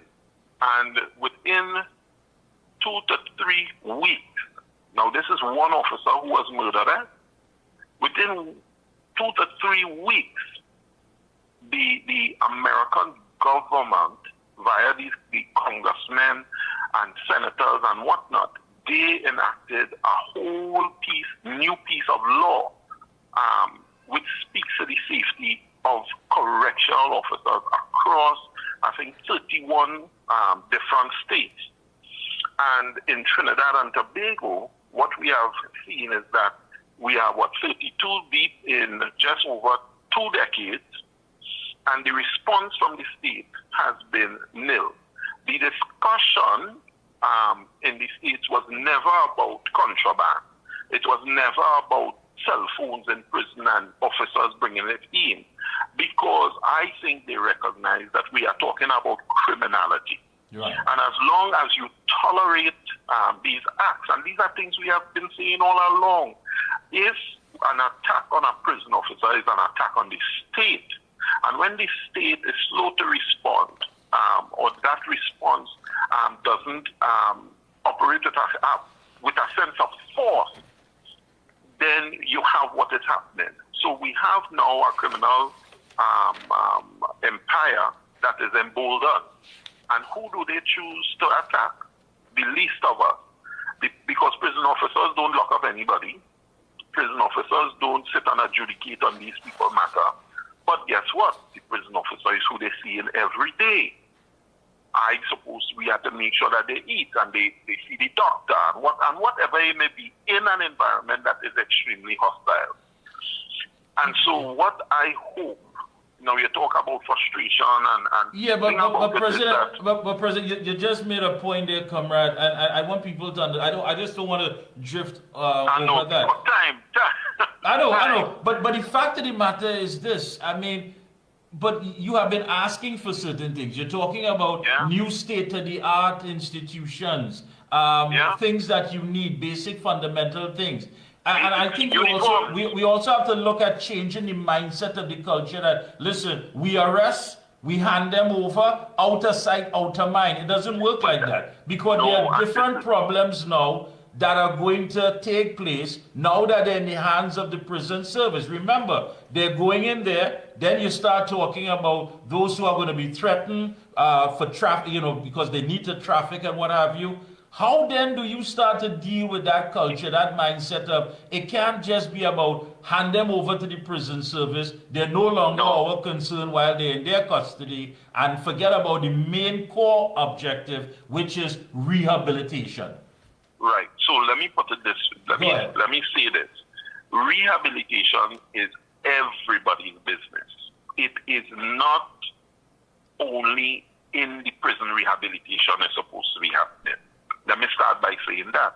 Let me also start by saying that as long as we continue to operate in silos, we are the police, so we think we lock up and we have the person arrested. They go to the court doing their own thing, judiciary, and then we doing our own thing. That is not how the criminal justice system should be managed. Each one of those arms is part of one body, looking at coming at a singular result. Because what is happening is this disjointed approach. The police lock up and them have business. As far as they concern, the man lock up, he get bail, it's of no concern to them. No. When he goes to court, his matter is adjourned 10,000 times, it's no concern to them, because they believe that they are a law unto themselves. And then the prison now, on our thing, we now trying to make the best of a bad situation, but without the type of support that is needed. What should be happening is that the criminal justice system should all be working together for the benefit of the people of Trinidad and Tobago. And until that happens, then we are not going to be addressing the issues and challenges. But notwithstanding that, we also cannot continue to operate in spaces that are over 200 years old. So there's a discussion that needs to be had, that needs to be initiated among the arms of the justice system, the DPP's office, prison, the judiciary, and the police. We need to come together, and we need to envisage and determine, outline what is justice. What is this thing that we call justice? How does it look? And how are we going to deliver that to the people of Trinidad and Tobago? And that discussion is the discussion that is not happening. Yeah, but the fact of the matter is, comrade, is that in all of these different stakeholders, it seems that the prison officers, when they drop the ball, are the only ones who are dragged over the coals. Correct. And I don't know, I honestly, Mikey, I don't know what it is. You will hear people say, we know that it have corrupt police officers. That is not a secret. We know that in the past we have had judges, magistrates. You would hear things bandied about. But ultimately, when it comes on, I don't know if because we work amongst and with the criminal element in society, those who people choose to discard and lock up and throw away the key, if somehow we are being held or thought of in the same way simply by association. And if that is it, then it also goes to the fact of how immature our society is as a whole.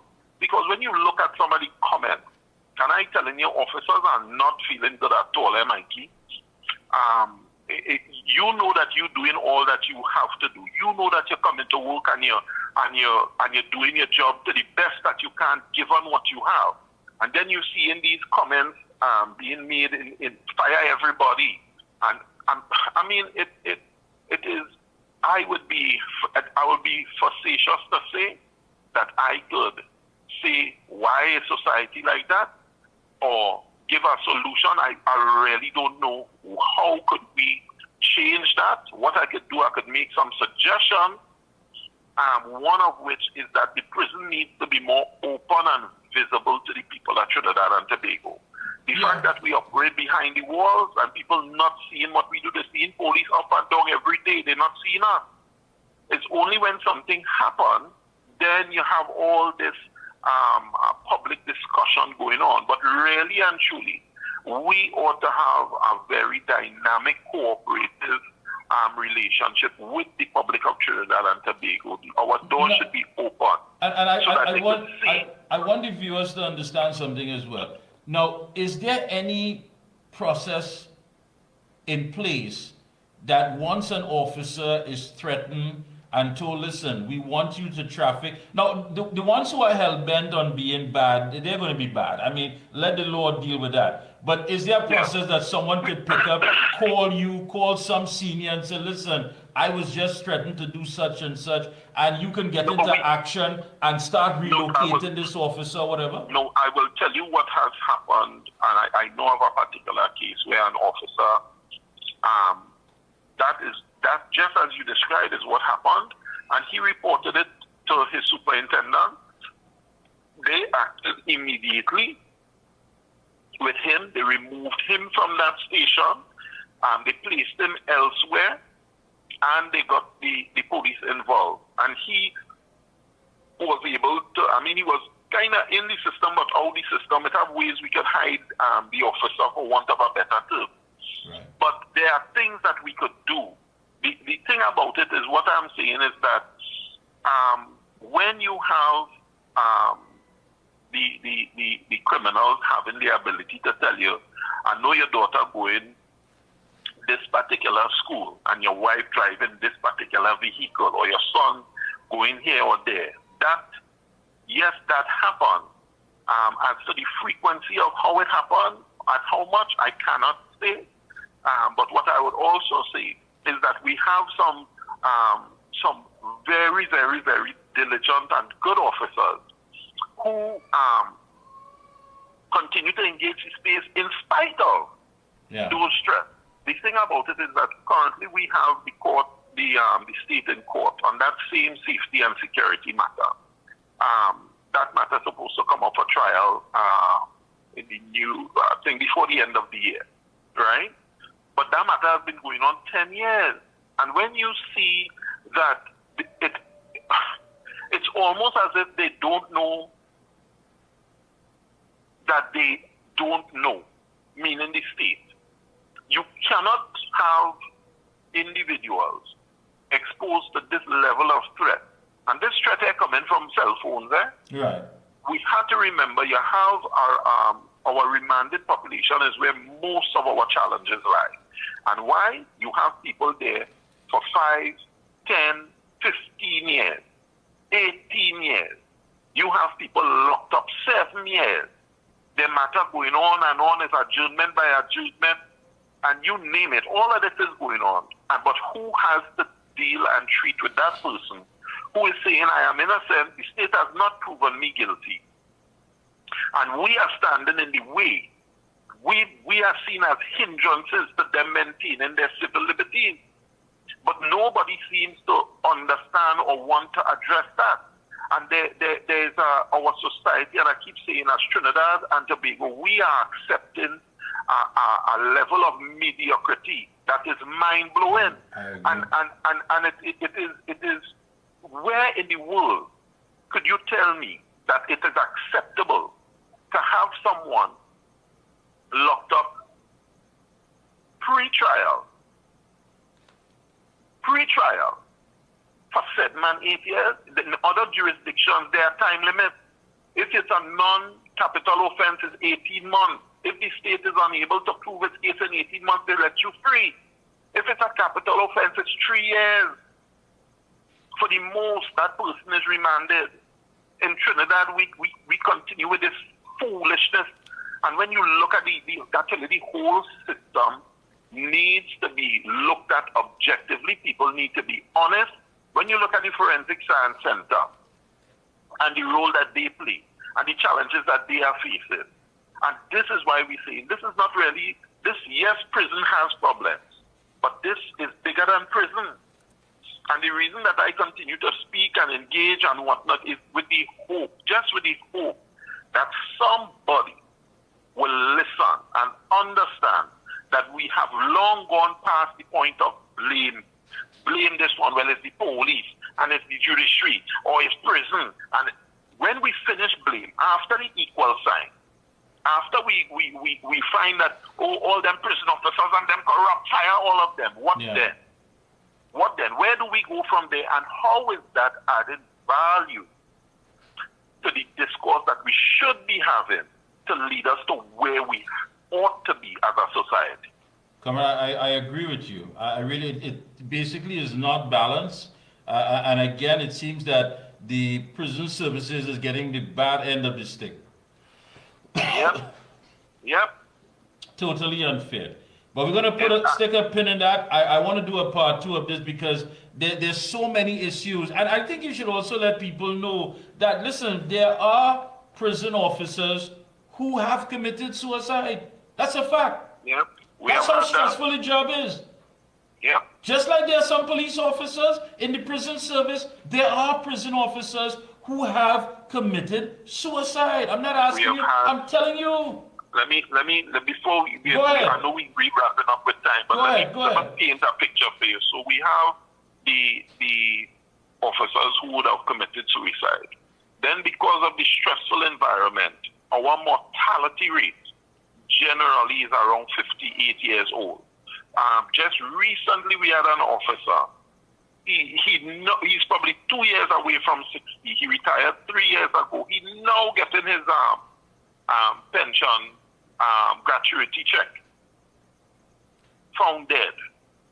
And that is not a strange thing. It is happening more than we would want to admit.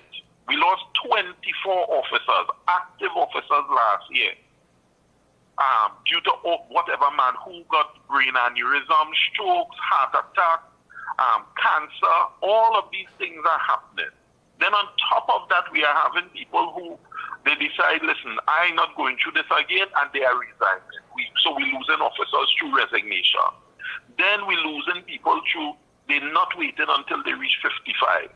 You could apply to retire voluntarily. You seek permission to go at 50. People counting down to reach the 50th birthday, and they are going. And then you have the normal run of the mill. So every year, just through retirement, we lose about 100 or so officers, and we have not had any recruitment for the last 5 years. So when you check that high level of attrition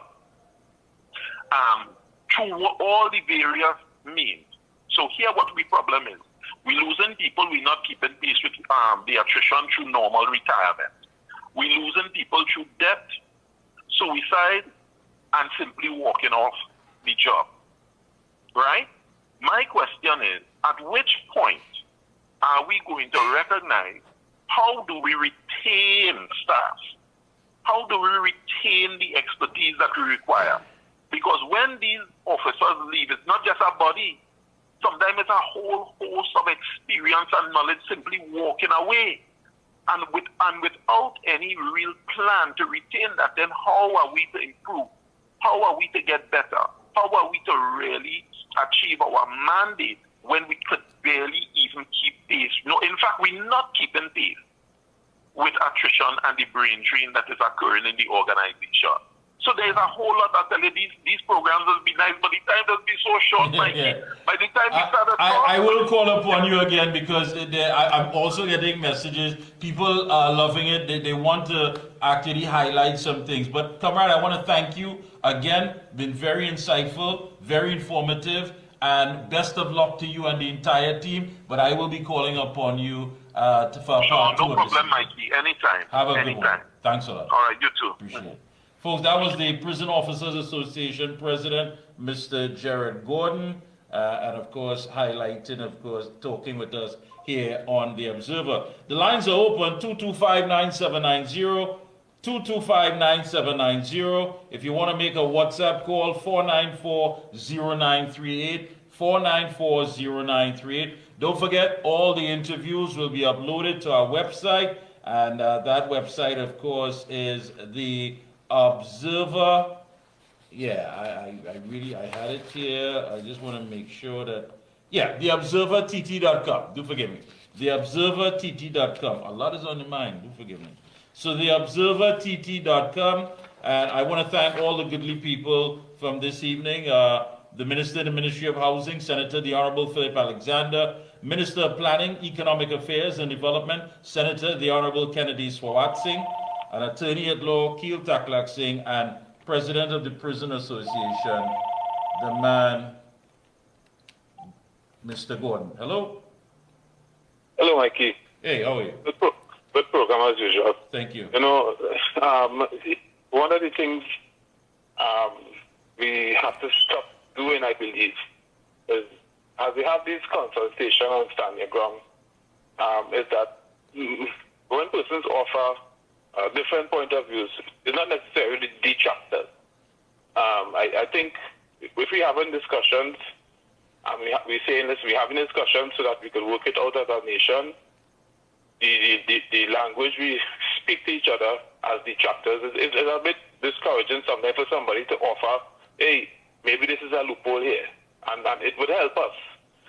Lastly, before I leave, I want to say that the criminal element, really and truly, they are so fearless they shoot behind trained policemen with big guns, very big guns. It puzzles me that they even think that they would win a fight like that, but they do it, right? And I really urge the public to understand that this, if I have a gun, they don't fear to come at me. The public also has a responsibility to, if you're stepping in this area, in understanding what you have and how to protect what you have. Because a firearm is something to protect as well. Your lifestyle. Maybe it's to go and drink on the beach. Maybe you cannot do it how you used to do it before. There are a lot of things that, so the criminal element not go throw up their hands up there and say, well, that's it. People have guns, that's all. We retire. That's not going to happen. So I just wanted to offer that. It's not detracting. I just wanted to say that that's also an element to think about. And I really empathize with the prison service and the position that they are in. I really think they get a bad end of the stick when it comes to how we look at what they're going through. Thank you. Thank you so much. We have our next caller. Good evening to the program, to Mr. Michael Kerr and the Observer. Good evening, sir. Now, in light of your guest with the prison there, I think you asked a pertinent question when it will come to an end. And that's the billion-dollar question. Because if these people inside there, and for all these years, all this corruption and all this criminality have been plaguing the prison and the nation, what it means to say the people who inside there to administrate in terms of safety and security. Right away, what comes to mind, Mr. Michael Kerr, is surveillance and detection in the prison. And if you have surveillance and detection is at an all-time low, and based upon what we're hearing, there is so much corruption with prison officers, then the question is here, until we deal with surveillance and detection at the nation prison, I am saying, well, hats off to the present administration led by the Honorable Kamala Persad-Bissessar. The Prime Minister is trying to put things in place to help what is taking place. But to the people who is inside there, the prison officers, the boss and the same union man, they now have to ask themselves the question in regards to surveillance and detection. Why is it at an all-time low? And when it's solve that? Yeah, but you know, caller, you know what's interesting? You there, caller? Right here, sir. Yeah, what's interesting, as I said, that I wanted to know if there was a process that when these prison officers are threatened, their lives are under threat, and people are telling them, listen, you better come here and make sure and traffic first, otherwise your family and your loved ones could be hurt. Is there any system in place to get them out of that volatile situation? And that is the billion-dollar question. What the head is doing inside there to ensure that safety and security, and I'll raise it again, in regards to surveillance and detection, if that is an all-time low, Mr. Moderator and host Mr. Mickie Kerr, we can't solve the problem at our nation prison. I thank you for giving me the opportunity. Thank you so much. Thank you. And you're correct. He's correct about that. If nothing is being done, then nothing is going to be accomplished. And these officers working in such an environment is definitely, I mean, really and truly, definitely that. Last call before I go, 225-9790, or you can WhatsApp me, a call 494-0938, 494-0938. 100 days, again, very interesting. I think what we did learn from, for example, Senator Philip Alexander, 20,000 houses to be built in 5 years. That's not making headlines. And many of the things, I think that the planning minister and which is economic affairs and development minister, Senator the Honorable Kennedy Sowat-Singh, said quite a lot. He said that we are open for business. Things are happening. Again, they inherited a budget. So basically, they have to ride it out until the new fiscal year, and a budget is presented. And in that budget, of course, will be things that they were conducting these consultations on that will go in there to benefit the people of Trinidad and Tobago. So a lot will be happening. And many of you, I hope you remember, the entrepreneurial spirit was alive in 2010 to 2015. So hopefully that would return. One of the things I did ask him about was the Forex challenge. And I really would try to get an answer for you, and perhaps next Sunday I would relate to you what was told. I will ask him during the week. You can WhatsApp me to remind me, 494-0938. Just say WhatsApp. Mikey, don't forget to ask, Minister Sowat-Singh about the Forex challenge, because the holiday period here, vacation period was on. I know many of you, of course, would have find it challenging to get foreign exchange to travel or for whatever that you may need to pay school fees and what have you. So that brings us to the end of our program. Master Lucho, one more time, just remind them, tomorrow it's all centered around the 100 days, Camden Couva at the Multi-Purpose Hall. Before we get out, just go right ahead, please. This Monday night, on the most powerful platform, Ministers Elijah Zakur, Wayne Sturge, Jolene John, Barry Padarat, along with Prime Minister Kamala Prasad Bisesa, provide updates on what government is doing and what's next. The first 100 days plus, hosted by Minister Clyde Elder, Monday night, Couva Multi-Purpose Hall, 7 p.m. with a live stream on all major platforms. The first 100 days plus. Right, so you don't want to miss it, so get down there and, of course, be a part of the audience at the Multi-Purpose Hall in Couva tomorrow, 7 p.m. UNC Monday Night Report. Folks, the action is taking place. I am committed and dedicated to bringing you the information. I know you're hearing all kinds of things all over the place. People trying with the mischief. Unemployment rate is that. But when the last government was in, the CSO wasn't saying anything. We wasn't getting any information. The information wasn't forthcoming. So all of a sudden now, they have all the statistics, they have all the data, they have all the numbers, but what are they, who's that benefiting when in fact it's not correct? So again, programs like these, get your information, understand what your government is doing, and I'll be asking the questions, where are we going forward? We came out of 9 years of socio-economic stagnation. Absolutely nothing. Of course, the selected few that benefited, but the masses, we got nothing. So stay locked on. The action has started. Until next Sunday, God willing, I'll be back. Take care.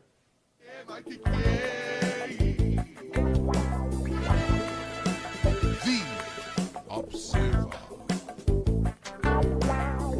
Mickie Kerr, Mickie Kerr, Mickie Kerr, Mickie Kerr.